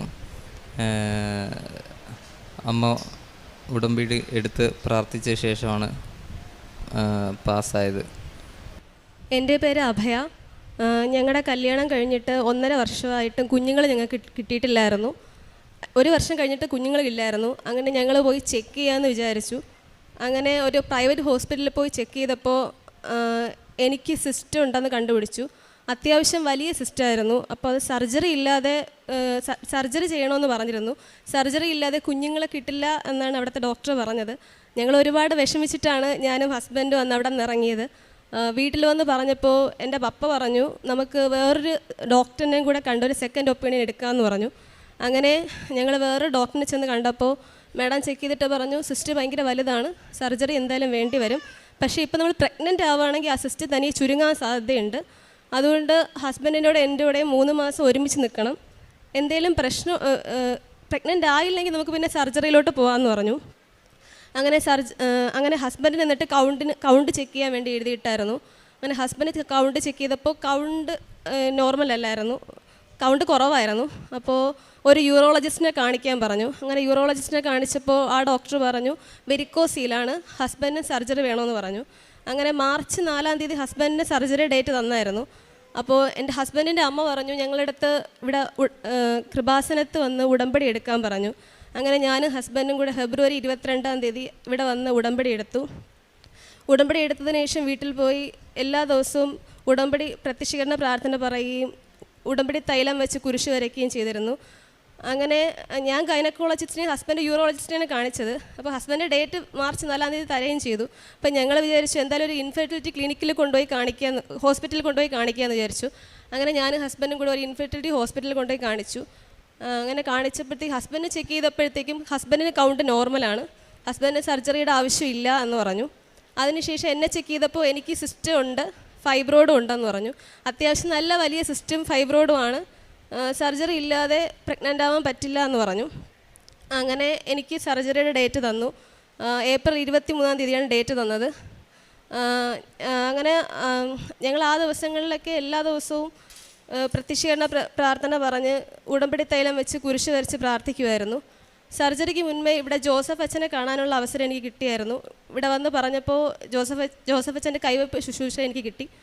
അതിനുശേഷം വീട്ടിൽ പോയി ഞങ്ങൾ 23-ാം തീയതി ആയിരുന്നു സർജറിയുടെ ഡേറ്റ് തന്നത്, തിങ്കളാഴ്ച. ഞായറാഴ്ച ആയപ്പോൾ എനിക്കൊരു ചുമയും പനിയും ഒക്കെ വന്നു. എവിടെ നിന്നാണ് വന്നതെന്നും അറിയില്ല. ഞാൻ വീട്ടിൽ ഭയങ്കര ക്വാറൻറ്റൈൻ ആയിരുന്നു. സർജറിക്ക് പോകണമെന്ന രീതിയിൽ ഒരിടത്തും പോകാതെ വീട്ടിൽ തന്നെ ആയിരുന്നു. പക്ഷേ ഞായറാഴ്ച ആയപ്പോൾ ഒരു ചുമയും ബുദ്ധിമുട്ടും ഒക്കെ വന്നായിരുന്നു. എന്നാലും തിങ്കളാഴ്ച ആയപ്പോൾ ഞങ്ങൾ എല്ലാം പാക്ക് ചെയ്ത് സർജറിക്ക് വേണ്ടി എന്ന രീതിയിൽ തന്നെ അവിടെ ഹോസ്പിറ്റലിൽ പോയി. അപ്പോൾ അനസ്തീഷ്യ ഡോക്ടർ കണ്ടപ്പം പറഞ്ഞു സർജറി ചെയ്യാൻ പറ്റില്ല, ഇപ്പം ആൻറ്റിബയോട്ടിക് എടുക്കാൻ പറഞ്ഞ് ഞങ്ങൾ തിരിച്ചു വിട്ടയച്ചു. അങ്ങനെ ഞങ്ങൾ തിരിച്ചു വന്ന് ആൻറ്റിബയോട്ടിക് എടുത്തൊക്കെ നോർമലായപ്പോഴത്തേക്കും വീണ്ടും ഞങ്ങൾ ബ്ലഡ് ചെക്ക് ചെയ്തപ്പോൾ എനിക്ക് തൈറോയ്ഡ് കൂടുതലാണ്. അങ്ങനെ തൈറോയിഡിൻ്റെ മെഡിസിൻ എടുത്തു. അതിനുശേഷം ഒരു ജൂൺ ആയപ്പോഴത്തേക്കും ഞാനും ഹസ്ബൻഡും കൂടെ കുഞ്ഞുങ്ങളെ കിട്ടാത്തതുകൊണ്ട് ജോസഫ് അച്ഛനെ കാണാൻ വേണ്ടി ഇവിടെ വന്നു. അങ്ങനെ ജോസഫ് അച്ഛനെ കാണാനുള്ള അവസരം ഞങ്ങൾക്ക് കിട്ടി. അങ്ങനെ ജോസഫ് അച്ഛൻ സൈറ്റ് ഞങ്ങൾക്ക് തരികയും ഞങ്ങൾ രണ്ടുപേരും അത് കുരിശ് രൂപം വരയ്ക്കുകയും ചെയ്തു. പിന്നെ ജോസഫ് അച്ഛൻ ഒരു കാശ് രൂപം തന്നായിരുന്നു, അത് ഞങ്ങളുടെ ബെഡിൽ വയ്ക്കണമെന്ന് പറഞ്ഞിരുന്നു. ഞങ്ങളത് ബെഡിൽ വെച്ചിട്ടുണ്ടായിരുന്നു. അങ്ങനെ ജൂണിലും എനിക്ക് തൈറോയ്ഡ്, അപ്പോഴും തൈറോയിഡിൻ്റെ ഗുളിക എടുത്തെങ്കിലും തൈറോയ്ഡ് നോർമലിലൊന്നും താഴ്ന്നു പോയി അടുത്ത്. അപ്പം വീണ്ടും എടുത്ത് തൈറോയിഡിൻ്റെ മെഡിസിൻ എടുക്കാൻ പറഞ്ഞു. അങ്ങനെ മെഡിസിൻ എടുത്ത് ചെക്ക് ചെയ്തപ്പോഴത്തേക്ക് ഒരു ജൂലൈക്ക് ആയപ്പം തൈറോയ്ഡ് നോർമലായി. അപ്പോൾ അടുത്ത സർജറിക്ക് ഡേറ്റ് വാങ്ങാൻ പോയ സമയമായപ്പോഴത്തേക്കും എനിക്ക് അന്ന് പീരീഡ്സ് ആയിട്ടില്ലായിരുന്നു. അങ്ങനെ ഞങ്ങൾ കാർഡിൽ നോക്കിയപ്പോൾ പോസിറ്റീവായിരുന്നു. അങ്ങനെ ഞങ്ങൾ ഇൻഫെർട്ടിലിറ്റി ക്ലിനിക്കിൽ ആദ്യം പോയി കാണിച്ചത്, ഹോസ്പിറ്റലാണ് ആദ്യം പോയി കാണിച്ചത്. അപ്പോൾ അവർ ചെക്ക് ചെയ്തപ്പം എല്ലാം ഓക്കെയാണ് എന്ന് പറഞ്ഞു. 3 മാസം കഴിഞ്ഞിട്ട് ഗൈനക്കോളജിലോട്ട് റെഫർ ചെയ്യാമെന്ന് പറഞ്ഞു. അങ്ങനെ 3 മാസം കഴിഞ്ഞ് ഗൈനക്കോളജിൽ റെഫർ ചെയ്തപ്പം ഗൈനക്കോളജിലെ ഡോക്ടർ പറഞ്ഞു 34 ഇതുപോലെ കുഞ്ഞ് വളരുന്നതിനനുസരിച്ച് എൻ്റെ കയ്യിലുള്ള ഫൈബ്രോയിഡും ഭയങ്കരമായിട്ട് വളരുമായിരുന്നു. ഏകദേശം 12 സെൻറ്റിമീറ്റർ വരെ ഉണ്ട് സൈസ്. അപ്പം ഗൈനക്കോളജിലെ ഡോക്ടർ പറഞ്ഞു ഇതെന്തായാലും 34 ആഴ്ചയാകുമ്പോൾ കുഞ്ഞിനെ പുറത്തെടുക്കേണ്ടി വരും, കുഞ്ഞിനെ പുറത്തെടുത്ത് NICയിൽ വെക്കേണ്ടി വരും എന്ന് പറഞ്ഞായിരുന്നു. അങ്ങനെ ഓരോ പ്രാവശ്യം ചെക്കപ്പിന് പോകുമ്പോഴും ഞങ്ങൾ പ്രാർത്ഥിച്ചിട്ട് വിശ്വാസ പ്രമാണം പറഞ്ഞ് ഉടമ്പടി തൈലം കുരിശ് വരച്ചിട്ടൊക്കെയാണ് പോകുന്നത്. അപ്പോൾ 34 ആഴ്ചയായപ്പോഴും മാഡം ചെക്ക് ചെയ്തിട്ട് പറഞ്ഞു കുഴപ്പമൊന്നുമില്ല, വീട്ടിൽ പൊയ്ക്കോളാൻ പറഞ്ഞു. അങ്ങനെ 36 ആഴ്ചയായപ്പോൾ മാഡം പറഞ്ഞു ഇനി അഡ്മിറ്റ് ആവാൻ പറഞ്ഞു. അങ്ങനെ അഡ്മിറ്റ് ആയപ്പോഴത്തേക്കും മാഡത്തിന് നോക്കിയിട്ട് ഒരു പ്രശ്നവും കാണുന്നില്ല, കാരണം സിസേറിയൻ ചെയ്യാൻ എന്തെങ്കിലും പ്രശ്നം വേണമല്ലോ. പക്ഷേ എനിക്കങ്ങനെ വേറെ പ്രശ്നമോ വേദനയോ അങ്ങനെയൊന്നും വരില്ല, ഫൈബ്രോയിഡിൻ്റെ പെയിൻ അങ്ങനെയൊന്നും വരുന്നില്ല. അങ്ങനെ മാഡം ഓരോ ആഴ്ചയും നീട്ടി വയ്ക്കുകയായിരുന്നു. അങ്ങനെ 38 ആഴ്ചയും 6 ദിവസവും ആയപ്പോഴത്തേക്കും മാഡം വെറുതെ സ്കാൻ ചെയ്ത് നോക്കിയപ്പോഴത്തേക്കും വെള്ളം കുറവായിരുന്നു. അപ്പോൾ മാഡം പറഞ്ഞു നമുക്ക് എന്തായാലും സിസേറിയൻ ചെയ്യാം എന്ന രീതിയിലോട്ടായി. പിന്നെ ഞാൻ ഉടമ്പടി പ്രാർത്ഥനയിൽ വച്ചിരുന്നതും എനിക്ക് സിസേറിയൻ ചെയ്ത് ഫൈബ്രോയിഡിലൂടെ കുഞ്ഞിനെ ഫൈബ്രോയിഡും മാറ്റി കുഞ്ഞിനെയും പുറത്തെടുക്കണമെന്നായിരുന്നു എൻ്റെ നിയോഗത്തിൽ വെച്ചിട്ടുണ്ടായിരുന്നത്. അങ്ങനെ മാഡം 38 ആഴ്ച 6 ദിവസമായപ്പോഴത്തേക്കും സിസേറിയൻ ചെയ്തു. മാഡം ഒരു ക്രിസ്ത്യനാണ്. മാഡം രാവിലെ പള്ളിയിലൊക്കെ പോയിട്ടാണ് വരാറ്. അപ്പം മാഡം ആണെങ്കിൽ അന്ന് വരാൻ ചെറുതായിട്ടൊന്ന് ലേറ്റായി. അപ്പോൾ അതായത് ലോക്കൽ അനസ്തീഷ്യ തരണേന് വരെ എനിക്ക് ജനറൽ അനസ്തീഷ്യ തന്നു, അനസ്തീഷ്യ ഡോക്ടർ. അപ്പോൾ മാഡം വന്നപ്പോൾ ഞെട്ടിപ്പോയി. അപ്പോൾ മാഡം ആദ്യം പെട്ടെന്ന് കുഞ്ഞിനെ പുറത്തെടുത്തായിരുന്നു. കുഞ്ഞിനെ പെട്ടെന്ന് പുറത്തെടുക്കാൻ പറ്റി. അതിനുശേഷം മാഡം പറഞ്ഞത് ജനറൽ അനസ്തീഷ്യ ആയതുകൊണ്ട് എനിക്ക് കറക്റ്റായിട്ട് നോക്കാൻ പറ്റിയതാണ്. ലോക്കൽ അനസ്തീഷ്യ ആയിരുന്നെങ്കിൽ എനിക്ക് പെട്ടെന്ന് എഫക്റ്റ് പറഞ്ഞ് എണീക്കുമായിരുന്നു. ജനറൽ അനസ്തീഷ്യ ആയതുകൊണ്ട് എനിക്ക് ഒരു ഫൈബ്രോഡ് അല്ല 4 ഫൈബ്രോഡാണ് ഉണ്ടായിരുന്നത് വയറിൻ്റെ. അത് കീറിയ മുറിച്ച സിസേറിയൻ ചെയ്തപ്പോഴാണ് മനസ്സിലായി 4 ഫൈബ്രോഡ് ഉണ്ടെന്ന്. അതുമല്ല സിസ്റ്റ് പൊട്ടിയിട്ടും ഉണ്ടായിരുന്നു. അപ്പോൾ സിസ്റ്റ് പൊട്ടിയ സഹിക്കാൻ പറ്റാത്ത വേദന എനിക്ക്, പക്ഷേ എനിക്കങ്ങനെ വേദനയൊന്നും തോന്നിയിട്ടില്ലായിരുന്നു, ദൈവത്തിൻ്റെ ഒരു കൃപ കൊണ്ട്. അങ്ങനെ മാഡം അതൊക്കെ റിമൂവ് ചെയ്തു. എല്ലാം കഴിഞ്ഞ് ICUലായിട്ടായിരുന്നപ്പോൾ മാഡം എൻ്റെ അടുത്ത് വന്ന് ചോദിച്ചായിരുന്നു, അഭയ ദൈവം സംസാരിക്കുന്ന കേട്ടിട്ടുണ്ടോ എന്ന് മാഡം ചോദിച്ചു. അപ്പോൾ ഞാൻ ചിരിക്കുക മാത്രമാണ് ചെയ്തത്. അന്ന് ജോസഫ് അച്ഛൻ വന്നപ്പോൾ ജോസഫ് അച്ഛൻ പറഞ്ഞായിരുന്നു, മാതാവിൻ്റെ അടുത്ത് പറഞ്ഞിട്ട് പോകണം, അടുത്ത് കുഞ്ഞിനെയും കൊണ്ടേ വരുവുള്ളൂ എന്ന്. ഇന്ന് ഞങ്ങൾ വന്നത് ഞങ്ങളുടെ കുഞ്ഞിനെയും കൊണ്ടാണ്. എസ്തർ മറിയം എന്നാണ് പേര്. അതാണ് കുഞ്ഞ്. 7 മാസമായി. ഈശോയ്ക്കും മാതാവിന് ഒരുപാട് നന്ദി. ഡെലിവറിയുടെ സമയത്ത് തന്നെ ഞാനൊരു കോഴ്സ് ചെയ്യുന്നുണ്ടായിരുന്നു. അപ്പോൾ അതിൻ്റെ എക്സാം എഴുതാൻ പറ്റുമോ എന്നൊന്നും എനിക്ക് അറിഞ്ഞുകൂടായിരുന്നു. പക്ഷേ ഡെലിവറി കഴിഞ്ഞ സമയത്ത് തന്നെ എനിക്ക് ആ എക്സാം എഴുതാൻ പറ്റി. എക്സാം പാസ്സാവുകയും ചെയ്തു. എക്സാം പാസ്സായി പിന്നെ 6 മാസമായപ്പോൾ NHMൻ്റെ കീഴിൽ എനിക്ക് ഫിസിയോതെറാപ്പിസ്റ്റായിട്ട് പാലിയേറ്റീവ് കെയർ പ്രോഗ്രാമിൻ്റെ പേരിൽ എനിക്ക് ജോലി, കോൺട്രാക്ട് ബേസിലാണ് ജോലി കിട്ടി. അതിനും മാതാവിന് ഈശോയ്ക്കും. എൻ്റെ പേര് ദീപ രാജ്. ഞാൻ വരുന്നത് ആലപ്പുഴ ജില്ലയിൽ നിന്നും ചെങ്ങന്നൂർ പുലിയൂർ എന്ന് പറയുന്ന സ്ഥലത്ത് നിന്നുമാണ്. ഞാൻ ഉടമ്പടി എടുക്കുന്നത് 2025 മാർച്ച് 6-ാം തീയതിയാണ്. ഉടമ്പടി എടുത്ത് ഇവിടുന്ന് പോയി കഴിഞ്ഞപ്പോൾ ഉടമ്പടി ആദ്യമായിട്ട് എടുക്കുന്നത്, ആദ്യത്തെ നിയോഗം എൻ്റെ മകനൊരു ജോലിക്കാര്യമായിരുന്നു. വർഷങ്ങൾ കൊണ്ട് ലഭിക്കാത്ത ഒരിതായിരുന്നു. മകന് പ്രൈമറി കോംപ്ലക്സ് എന്ന് പറഞ്ഞ ഒരു രോഗമുണ്ടായിരുന്നു. മോന് ഇപ്പോൾ 28 വയസ്സുണ്ട്. BTech സിവിൽ എഞ്ചിനീയറിംഗ് ആണ് കഴിഞ്ഞത്. 3-ാം നാൾ മുതൽ മാതാവിൻ്റെ അത്ഭുതകരമായ അനുഗ്രഹങ്ങൾ തുടങ്ങി. മകൻ്റെ ജോലി കാര്യങ്ങൾ നടന്നുകൊണ്ടിരിക്കുകയാണ്. അങ്ങനെ ഇരിക്കെ 10-20 നാൾ കഴിഞ്ഞപ്പോൾ ഞാനിവിടെ മോൻ്റെ എല്ലാ കാര്യങ്ങളും ആദ്യത്തെ ഉടമ്പടിയിൽ ഞാൻ കറക്റ്റായിട്ട് എല്ലാം ചെയ്തുകൊണ്ടിരുന്നപ്പോൾ എനിക്കങ്ങനെ ഇരിക്കുക പീരിയഡായി. നേരം നമുക്കറിയത്തില്ലല്ലോ, അമ്പലത്തിൽ പോകുന്നത് കൊണ്ട് ഞാൻ 8 ദിവസം ഉടമ്പടി പ്രാർത്ഥനയും ഒന്നും ചൊല്ലിയില്ല. വീണ്ടും ഇവിടെ വന്നപ്പോൾ ഒരു ചേച്ചി എന്നോട് ചോദിച്ചപ്പോൾ ചേച്ചി എന്നെ വഴക്ക് പറഞ്ഞു, മോളെ അതിന് കുഴപ്പമൊന്നുമില്ല, കുളിച്ചിട്ട് അങ്ങ് ചെയ്താൽ മതിയല്ലോ എന്ന്. ഞാൻ പറഞ്ഞു അടുത്ത പ്രാവശ്യം അങ്ങനെ ചെയ്തോളാമെന്ന്. അടുത്ത പ്രാവശ്യം വീണ്ടും ആയപ്പോൾ കുളിച്ചിട്ട് ചെയ്തെങ്കിലും എനിക്ക് അശുദ്ധം പോലെ, അയ്യോ മാതാവ് പരിശുദ്ധയാണല്ലോ, അശുദ്ധയാകുമല്ലോ എന്നും പറഞ്ഞ് അങ്ങനെ ഞാൻ ചെയ്യാൻ തുടങ്ങി. പിന്നെ 3-ാമത്തെ മാസം മുതൽ എനിക്ക് പീരിയഡ് ഇല്ല. ഇവിടെ വരുമ്പോൾ 3 മാസമായിട്ടും പീരിയഡ് ഒന്നുമില്ല. ഒരു ചേച്ചി പറഞ്ഞു അങ്ങനെ വരാൻ സാധ്യതയുണ്ടെങ്കിൽ നിന്നെ മാതാവ് അനുഗ്രഹിച്ചതാണെന്ന്. അത് കഴിഞ്ഞ് 3 മാസം കഴിഞ്ഞപ്പോൾ എനിക്ക് ഭയങ്കര ബ്ലീഡിങ് ഉണ്ടായി. സന്ധ്യ ആയപ്പോഴത്തേനും എനിക്ക് പ്രാർത്ഥിക്കാനും ഒന്നും പറ്റുന്നില്ല. തല കറങ്ങി വീണ് മരിച്ചു പോകുന്ന അവസ്ഥയായി. അന്നേരത്തേന് എൻ്റെ മൂത്ത ഒരു മകനുണ്ട്. അതിന് ശേഷം 2-ാമത്തെ ഇരട്ട ആമക്കളാണ്. അവർ 2 പേരുടെ സ്കൂട്ടറിലിരുത്തി ആശുപത്രിയിൽ കൊണ്ടുപോയി. ഉടൻ തന്നെ ഡോക്ടർ ട്രിപ്പ് ഇട്ട് 2-3 ഇഞ്ചക്ഷൻ തന്ന് കിടത്തുകയും ചെയ്തു. അതിന് ശേഷം ഉടനെ പറഞ്ഞു, മോളെ എത്രയും പെട്ടെന്ന് ഒരു ഗൈനക്കോളജിസ്റ്റിനെ കാണണമെന്ന്. ഗൈനക്കോളജിസ്റ്റിനെ കണ്ട ഉടനെ പറഞ്ഞു പെട്ടെന്നൊരു സ്കാൻ നടത്തണമെന്ന്. അങ്ങനെ സ്കാൻ ചെയ്തപ്പോൾ എൻ്റെ 2 ഓവറിയിലും ഓരോ മുഴയുണ്ടെന്ന്. എത്രയും പെട്ടെന്ന് 2 ഓവറിയും എൻ്റെ യൂട്രസും എടുക്കണമെന്ന് പറഞ്ഞു. അതിനുശേഷം ഞാൻ മാതാവിനോട് കരഞ്ഞ് പ്രാർത്ഥിക്കാൻ തുടങ്ങി. കാരണം എൻ്റെ ഹസ്ബൻഡ് ഒരു മദ്യപാനിയാണ്. പുള്ളിയോട് എനിക്ക് ഒന്നും പറയാൻ പറ്റത്തില്ല.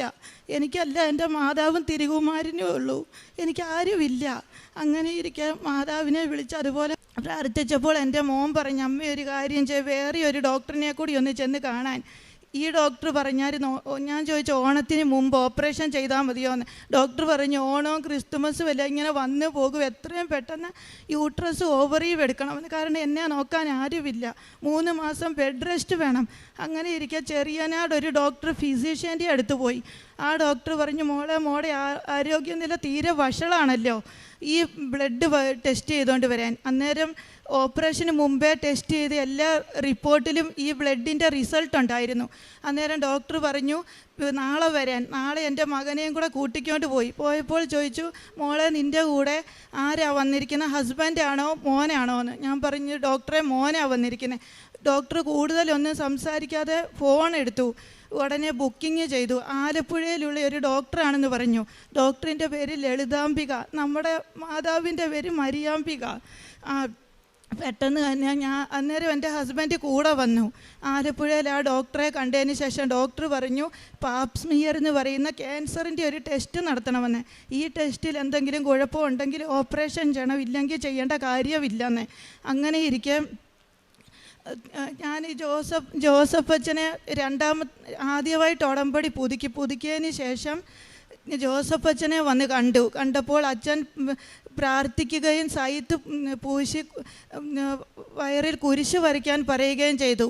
അങ്ങനെ ചെയ്ത് അച്ഛൻ്റെ അനുഗ്രഹങ്ങളും മേടിച്ചുകൊണ്ട് പോയി. എനിക്കൊരു കാശ് രൂപം നൽകി. അത് ഞാൻ എൻ്റെ ഫയലിൽ സൂക്ഷിച്ചു.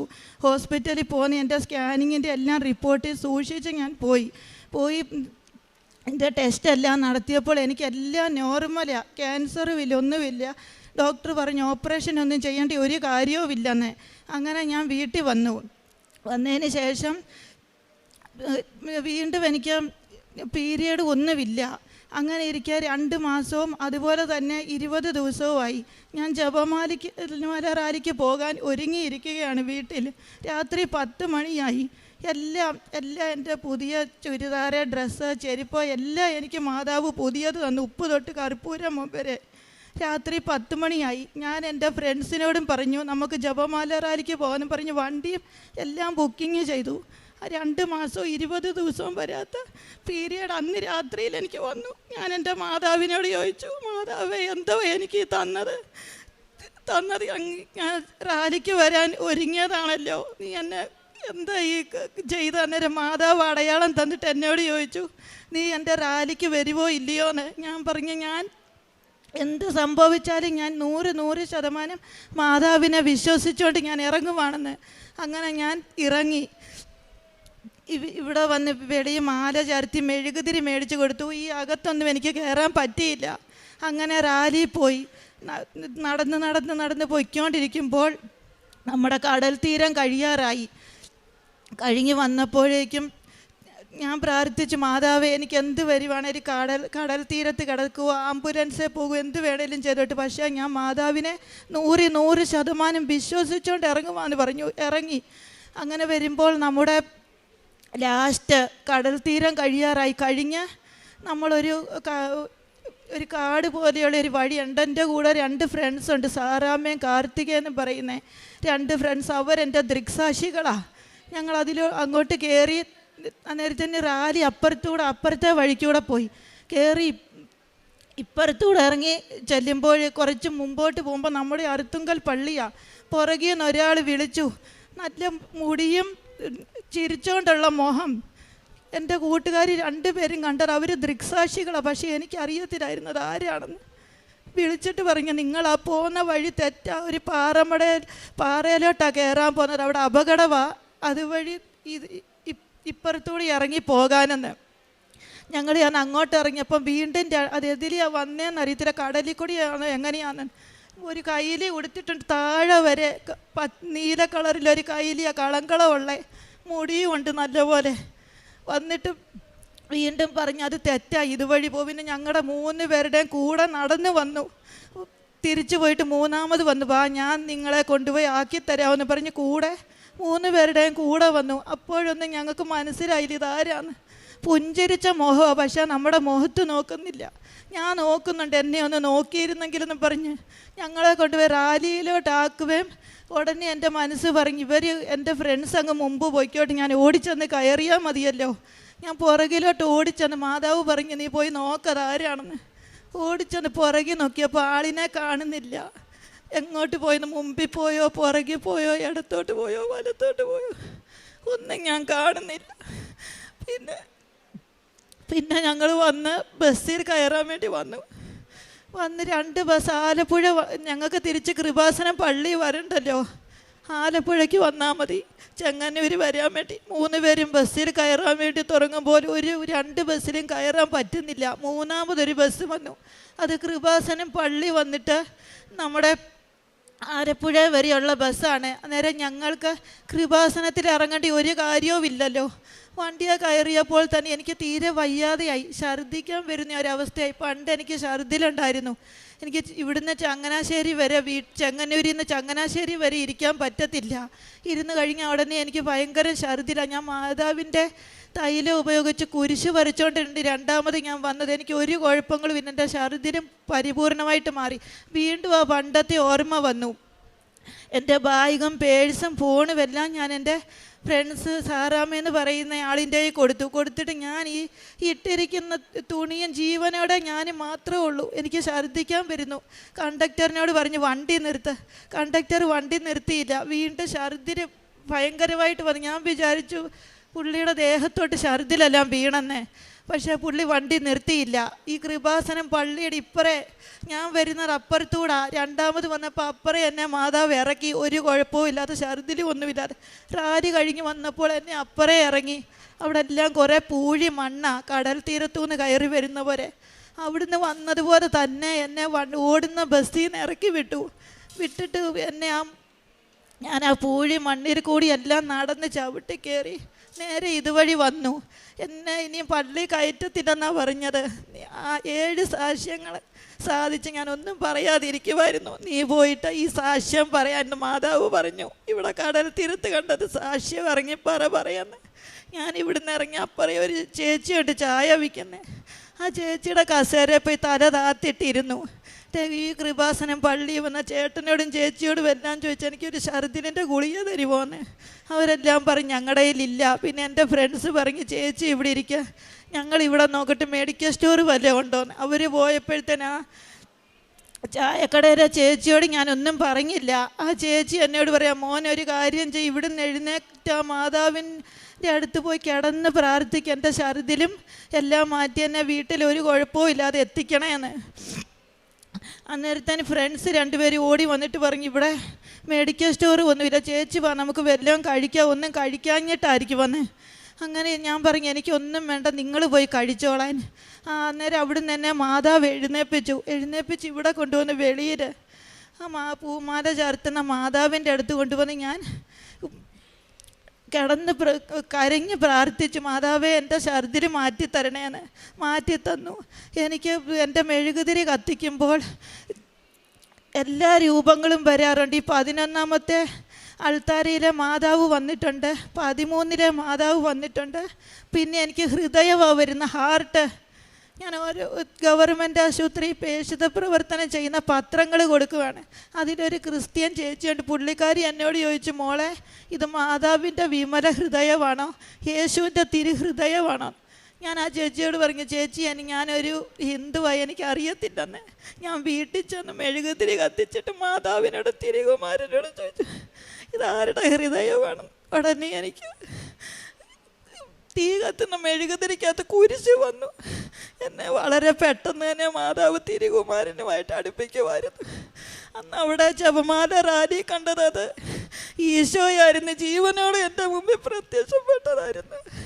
എനിക്കതിന് ശേഷം യാതൊരു ബുദ്ധിമുട്ടും ഒരു കുഴപ്പമില്ല. സാമ്പത്തികമായിട്ടും ഭയങ്കര ബുദ്ധിമുട്ടും പ്രയാസമായിരുന്നു, ഭയങ്കര കടബാധ്യത ഉണ്ടായിരുന്നു. ഇപ്പം എൻ്റെ ഭർത്താവിൻ്റെ പകുതി മുക്കാലോളം മദ്യപാനം മാറി. അതാണ് എൻ്റെ ആദ്യത്തെ 2ാമത്തെ നിയോഗം. എനിക്ക് മെഴുകുതിരിക്കകത്ത് എല്ലാ രൂപങ്ങളും വരും. യേശുവിനെ മുൾക്കിരീടം അണിയിച്ച് കൊണ്ടുവന്ന കുരിശി തറച്ച് കിടക്കുന്നത് ഹൃദയം തന്നെ ഹൃദയം വരുന്നു. ഒരു ദിവസം എനിക്ക് മെഴുകുതിരി തീർന്നു പോയായിരുന്നു. അന്നേരം ഞാൻ മാതാവേ മെഴുകുതിരി ഇല്ലാതെ ഞാൻ എങ്ങനെയാണ് പ്രാർത്ഥിക്കുന്നത്? വീട്ടിലിരുന്ന് ഒരു മെഴുകുതിരി എടുത്ത് വെള്ളം മെഴുകുതിരി വെച്ച് കത്തിച്ചു. ഉടനെ അതിൻ്റെ അകത്ത് എനിക്ക് ഹാർട്ട് വന്നു. എനിക്ക് വിളിച്ചാൽ വിളിപ്പുറത്ത് മാതാവിൻ്റെ കൂടെയുണ്ട്. ഇത് ജപമാല റാലി കഴിഞ്ഞ് വീട്ടിൽ ചെന്നപ്പോൾ മെഴുകുതിരി കത്തിച്ചപ്പോൾ ഈ കൃപാസന മാതാവ് പ്രത്യക്ഷപ്പെട്ടു. അതെനിക്ക് മാത്രമേ കാണാൻ പറ്റത്തുള്ളൂ. എൻ്റെ ഫോണിൽ ക്യാമറ ഇല്ല. ഞാൻ എൻ്റെ മോനെ വിളിച്ചാണ് എൻ്റെ ഇതെല്ലാം ഫോണിലെടുക്കുന്നത്. ഈ ഫോണിൻ്റെ അകത്തെല്ലാം കിടപ്പുണ്ട്. കൃപാസന മാതാവ് വന്ന് പറഞ്ഞ ഞാനാ എൻ്റെ മോനുമായിട്ട് നിന്നെ കൊണ്ട് ഞാൻ അടുപ്പിച്ചതെന്ന് അത് പറയാനാ മാതാവ് വന്നത്. എന്ത് അടയാളം തന്നാലും ഇപ്പോൾ എനിക്കറിയാം. പിന്നെ എനിക്ക് റാലി കഴിഞ്ഞ് വന്ന് പിറ്റേ ദിവസം എനിക്ക് നോർമൽ പീരിയഡാണ്. ഇപ്പോൾ എനിക്ക് യാതൊരു കുഴപ്പങ്ങളും ഒരു ബുദ്ധിമുട്ടും ഒരു ഓപ്പറേഷനും ചെയ്യണ്ട, ഒന്നും ചെയ്യണ്ട. എല്ലാ രീതിയിലും എന്നെ മാതാവ് അനുഗ്രഹിക്കുന്നുണ്ട്, ഒരുപാട് അനുഗ്രഹിക്കുന്നുണ്ട്. ഈശോയാണ് ഇപ്പോൾ എൻ്റെ കൂടെ കൂടുതലും. വിളിപ്പുറത്ത് ജീവനോടെ വന്ന് ഇനി ഇതിൽ കൂടുതൽ എനിക്കൊന്നും വേണ്ട. ഞാൻ മെഴുകുതിരി കത്തിച്ച് സത്യം ചെയ്തിരിക്കുക, മരിക്കുന്നിടം വരെ ഞാൻ ഉടമ്പടിയിലായിരിക്കും ജീവിക്കുന്നത്. എനിക്കിങ്ങനെ ജീവിക്കാനാണ് ആഗ്രഹം. പേഷിത പ്രവർത്തനം എന്ന് പറയുന്നത് ഞാൻ പത്രങ്ങൾ, ഗവൺമെൻറ് ആശുപത്രിയിലെല്ലാം തൈലം എടുത്ത് വിശ്വാസ പ്രമാണം ചൊല്ലി കുരിശ് വരച്ചിട്ടാണ് ഞാൻ അർഹതപ്പെട്ടവരുടെ കൈകളിലേക്ക് ഈ പത്രം എന്നിൽ നിന്നും ഏൽപ്പിക്കണമെന്നും പറഞ്ഞ് എല്ലാവരും ആരും മേടിക്കാതിരിക്കത്തില്ല, എല്ലാവരും മേടിച്ച് നന്ദിയായിട്ടാണ് സ്വീകരിക്കുന്നത്. പിന്നെ പേഷിത പ്രവർത്തനം എന്ന് പറയുന്നത് ഇതുവരെ ഞാൻ പൊതിച്ചോറ് ഒന്നും കൊടുക്കാൻ തുടങ്ങിയിട്ട് അത് അടുത്ത ആഴ്ച മുതൽ തുടങ്ങും. എൻ്റെ കയ്യിൽ എൻ്റെ അടുത്ത് വന്ന് ആര് കൈ നീട്ടുന്നോ അവർക്ക് എന്നാൽ കഴിയുന്ന പൈസയുമായിട്ടുള്ള സഹായം ഞാൻ ചെയ്യാറുണ്ട്. എവിടെ ഞാൻ പോയാലും ഒരാളെന്ന് ഉറപ്പായിട്ടും എൻ്റെ കൈയും എൻ്റെ അടുത്ത് വന്ന് കൈ നീട്ടും. ഉടൻ തന്നെ ഞാൻ അവരുടെ കയ്യിൽ 20 ആണെങ്കിൽ 20, 50 ആണെങ്കിൽ 50 അതെടുത്ത് കൊടുക്കും. അങ്ങനെയുള്ള പേഷിത പ്രവർത്തനങ്ങളാണ് ഞാൻ ഇപ്പോൾ ചെയ്യുന്നത്. അതുകൂടാതെ ഒരുപാട് അനുഗ്രഹങ്ങൾ മാതാവ് തന്നു. ഇപ്പം 2ാമത്തെ ഉടമ്പടി പുതുക്കിയതേ ഉള്ളൂ. ഇതിനോടുകൂടി ഞാൻ വെച്ച് എല്ലാ നിയോഗങ്ങളും സാധിക്കും. പേരട്ട മക്കൾക്കാണെങ്കിൽ അവർക്കും കയറിപ്പോകാനുള്ള പേപ്പറും എല്ലാം കൊടുത്തു വെച്ചിരിക്കും. അവരെയും കൊണ്ട് ഇനിയും ഇവിടെ വന്ന് പ്രാർത്ഥിപ്പിച്ചതിന് ശേഷം അവരുടെ കാര്യങ്ങൾ നടക്കുമെന്നാണ് എൻ്റെ മനസ്സ് പറയുന്നത്. ഇത്രയും ഞാൻ പറഞ്ഞുകൊണ്ട് എൻ്റെ സാക്ഷ്യം നിർത്തുന്നു. അതുപോലെ തന്നെ ഈ 2-3 പേരെ നേരിട്ട് ഇവിടെ ഉടമ്പടി കൊണ്ടുവന്ന് എടുപ്പിച്ചു. അവർക്ക് നല്ല നല്ല അനുഗ്രഹങ്ങളാണ്. യൂട്യൂബിൽ ഞാൻ അച്ഛൻ്റെ ഡെയിലി ബ്രെഡും എല്ലാ ചൊവ്വാഴ്ചയും ധ്യാനവും ആരാധനയും എല്ലാം കൂടാറുണ്ട്. പ്രാർത്ഥനയെല്ലാം കറക്റ്റ് 5:15 രാവിലത്തേതും വൈകിട്ടത്തേതും എല്ലാം കറക്റ്റായിട്ട് ഞാൻ ചെയ്യും. അതിനുശേഷം എനിക്കിപ്പോൾ നല്ല ധൈര്യവും നല്ല ശക്തിയും എല്ലാം ഉണ്ട്. എനിക്കിപ്പോൾ മാതാവിൻ്റെയും തിരുകുമാരൻ്റെയും കാര്യം സംസാരിക്കാൻ പറ്റത്തില്ല. അതുപോലെ തന്നെ അനുഗ്രഹിച്ചേക്കുവാ, എനിക്ക് പറയാൻ പറ്റത്തില്ല. അതുപോലുള്ള അനുഗ്രഹങ്ങളാണ് എനിക്ക് മാതാവ് ഈശോയും നൽകുന്നത്. ഞാൻ മരിക്കുന്നിടം വരെ എനിക്ക് ഉടമ്പടി ജീവിക്കണമെന്നാണ് ഞാൻ എൻ്റെ മാതാവിനോടും തിരുകുമാരനോടും പറയുന്നത്. പിന്നെ എല്ലാവർക്കും ഞാൻ സ്റ്റാറ്റസ് ഇടും. എന്നും ജോസഫ് അച്ഛൻ്റെ ധ്യാനവും എല്ലാം ഇടാറുണ്ട്. ഇനിയും 5-6 പേർ എൻ്റെ കൂടെ വന്ന് ഉടമ്പടി എടുക്കാൻ വേണ്ടിയിട്ടിരിക്കുവാണ് ഞങ്ങളുടെ അവിടെ. ഇത്രയും പറഞ്ഞുകൊണ്ട് ഞാൻ നിർത്തുന്നു. എൻ്റെ മാതാവിന് ഈശോ. എറണാകുളം ജില്ലയിലെ പിറവം എന്ന് പറഞ്ഞ സ്ഥലത്ത് നിന്ന് വരുന്നു. ഞാനിപ്പോൾ ഓസ്ട്രേലിയയിൽ നേഴ്സായിട്ട് ജോലി ചെയ്യുകയാണ്. 5 വർഷമായി ഞാൻ അവിടെ പോയിട്ട്. 2019 ഞാൻ ആദ്യമായിട്ട് ഇവിടെ വന്ന് ഉടമ്പടി എടുക്കുന്നത്. മാതാവ് എനിക്ക് ഇതുവരെ ചെയ്തു തന്ന എല്ലാ ഉപകാരങ്ങൾക്കും എനിക്ക് ഇതുവരെ എൻ്റെ ലൈഫിൽ ഞാനിപ്പോൾ എന്തായി നിൽക്കുന്നോ അത് കൃപാസന മാതാവിൻ്റെ അനുഗ്രഹം ഒന്നുകൊണ്ട് മാത്രമാണ്. അതിന് ഞാൻ മാതാവിന് ആദ്യം തന്നെ നന്ദി പറയുന്നു. അതിൻ്റെ കൂടെ തന്നെ ഈ സാക്ഷ്യം പറയാൻ ഞാൻ ലേറ്റ് ആയതിന് മാതാവിൻ്റെ അടുത്ത് ഞാൻ അതിൽ കൂടുതൽ ഞാൻ സോറി ചോദിക്കുന്നു. 2019 ഞാൻ ആദ്യമായിട്ട് ഇവിടെ വന്ന് ഉടമ്പടി എടുക്കാനുള്ള കാരണം ഞാൻ OET ഫസ്റ്റ് അറ്റംപ്റ്റ് എഴുതിയിട്ട് എനിക്ക് കിട്ടിയില്ലായിരുന്നു. റൈറ്റിംഗ് എന്ന് പറഞ്ഞ മൊഡ്യൂൾ പോയി. അങ്ങനെ ആണ് OET ഉടമ്പടി ഇവിടെ വന്ന് എടുക്കുന്നത്. അങ്ങനെ 2ാമത് അറ്റംപ്റ്റിന് വേണ്ടിയിട്ട് സെക്കൻഡ് അറ്റംപ്റ്റ് OET പ്രിപ്പയർ ചെയ്തുകൊണ്ടിരിക്കുമ്പോഴാണ് ഞാനിവിടെ വന്ന് ഉടമ്പടി എടുക്കുന്നത്. ഇവിടെ വരുമ്പോൾ ഇത് മാതാവിൻ പ്രത്യക്ഷപ്പെട്ട ഒരു പള്ളി എന്നതിനപ്പുറം ഇവിടെ ഉടമ്പടി എന്നുള്ളൊരു കാര്യം അങ്ങനെയൊന്നും എനിക്ക് അറിയില്ലായിരുന്നു. ഞാനും എൻ്റെ കൂടെയുള്ള വേറെ 2 ചേച്ചിമാരും കൂടെയാണ് ഇവിടെ വന്ന് പ്രാർത്ഥിക്കുന്നത്. അപ്പോൾ ഇവിടെ വന്നു കഴിഞ്ഞിട്ടാണ് ഉടമ്പടി എന്നുള്ളൊരു കാര്യത്തെപ്പറ്റിയൊക്കെ അറിയുന്നതും. ഉടമ്പടി എടുത്താണ് ഞങ്ങൾ അന്ന് തിരിച്ചു പോയത്. തിരിച്ചു പോയി എക്സാമിന് വേണ്ടി ഞാൻ പ്രിപ്പയർ ചെയ്തു. എക്സാമിൻ്റെ സമയത്ത് എൻ്റെ എല്ലാ പേപ്പേഴ്സിലും റൈറ്റിംഗ്, ലിസണിങ്, റീഡിങ് എൻ്റെ എല്ലാ ഷീറ്റ്സിലും ഞാൻ വിശ്വാസ പ്രമാണം ചൊല്ലി കുരിശ് വരച്ചാണ് ഞാൻ എൻ്റെ എക്സാംസ് മുഴുവനും അറ്റംപ്റ്റ് ചെയ്തത്.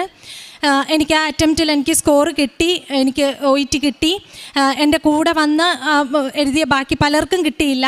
ഞങ്ങൾ അന്ന് 5 പേർക്കാണ് സ്കോർ കിട്ടിയത്. സ്കോർ കിട്ടിക്കഴിഞ്ഞിട്ട് എനിക്ക് ഓസ്ട്രേലിയയിലേക്ക് പോകാനായിരുന്നു താല്പര്യം. അത് അങ്ങനെ ആ ഒരു ഓസ്ട്രേലിയ എന്ന് പറഞ്ഞൊരു കൺട്രി എൻ്റെ മനസ്സിലേക്ക് വന്നത് എന്താണെന്ന് പോലും എനിക്ക് അറിഞ്ഞുകൂടാ. ഞാൻ അങ്ങനെ പ്രാർത്ഥിച്ചാണ്, മാതാവിനോട് ചോദിച്ച്, മാതാവിന് താല്പര്യം ഉണ്ടെങ്കിൽ മാത്രമാണ് എനിക്ക് മുമ്പോട്ടുള്ള എൻ്റെ പ്രോസസ്സിങ് എനിക്ക് നടത്തി തരാവുള്ളൂ എന്ന് മാതാവിൻ്റെ അടുത്ത് പറഞ്ഞാണ് ഞാൻ പ്രോസസ്സിങ്ങിന് ഇറങ്ങി തിരിച്ചത്. ഇവിടെ പലരും സാക്ഷ്യം പറഞ്ഞാണെങ്കിലും പലരുടെയും ജീവിതാനുഭവങ്ങൾ ഞാൻ കേട്ടിട്ടുണ്ട്. പ്രോസസ്സിങ്ങിന് ഇറങ്ങിയ സമയത്ത് തടസ്സങ്ങളായിരുന്നു, അങ്ങനായിരുന്നു എന്നൊക്കെ കേട്ടിട്ടുണ്ട്. തടസ്സം എന്താണെന്ന് ഞാൻ അറിഞ്ഞിട്ടില്ല. ഒരു വർഷത്തിനുള്ളിൽ എനിക്ക് സ്കോർ കിട്ടി. ഒരു വർഷത്തിനുള്ളിൽ യാതൊരു തടസ്സവും കൂടാതെ എനിക്ക് ഓസ്ട്രേലിയയിൽ ചെല്ലാൻ പറ്റി. അത് എൻ്റെ കഴിവുകൊണ്ടോ ഒന്നുമല്ല, മാതാവിൻ്റെ അനുഗ്രഹം. മാതാവിനോട് ചോദിച്ച് ഞാൻ സെലക്ട് ചെയ്ത കൺട്രിയാണ്. മാതാവിൻ്റെ അടുത്ത് പെർമിഷൻ ചോദിച്ചാണ് ഈ A to Z കാര്യങ്ങൾ ഞാൻ ചെയ്തുകൊണ്ടിരുന്നത്. അതിൻ്റെ കൂടെ തന്നെ എവിടെ പോകുന്നതിന് മുമ്പും, ഈ പ്രോസസ്സിങ്ങിൻ്റെ എന്ത് കാര്യങ്ങൾക്ക് എവിടെ പോകുന്നതിന് മുമ്പും ഞാൻ ഉടമ്പടി വസ്തുക്കൾ ഉപയോഗിക്കുമായിരുന്നു.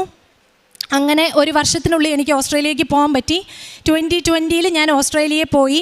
ഓസ്ട്രേലിയയിൽ പോയത് എല്ലാവർക്കും അറിയാവുന്ന പോലെ കോവിഡിൻ്റെ ടൈമിലാണ്. 2020 കോവിഡിൻ്റെ ടൈമിലാണ് ചെല്ലുന്നത്.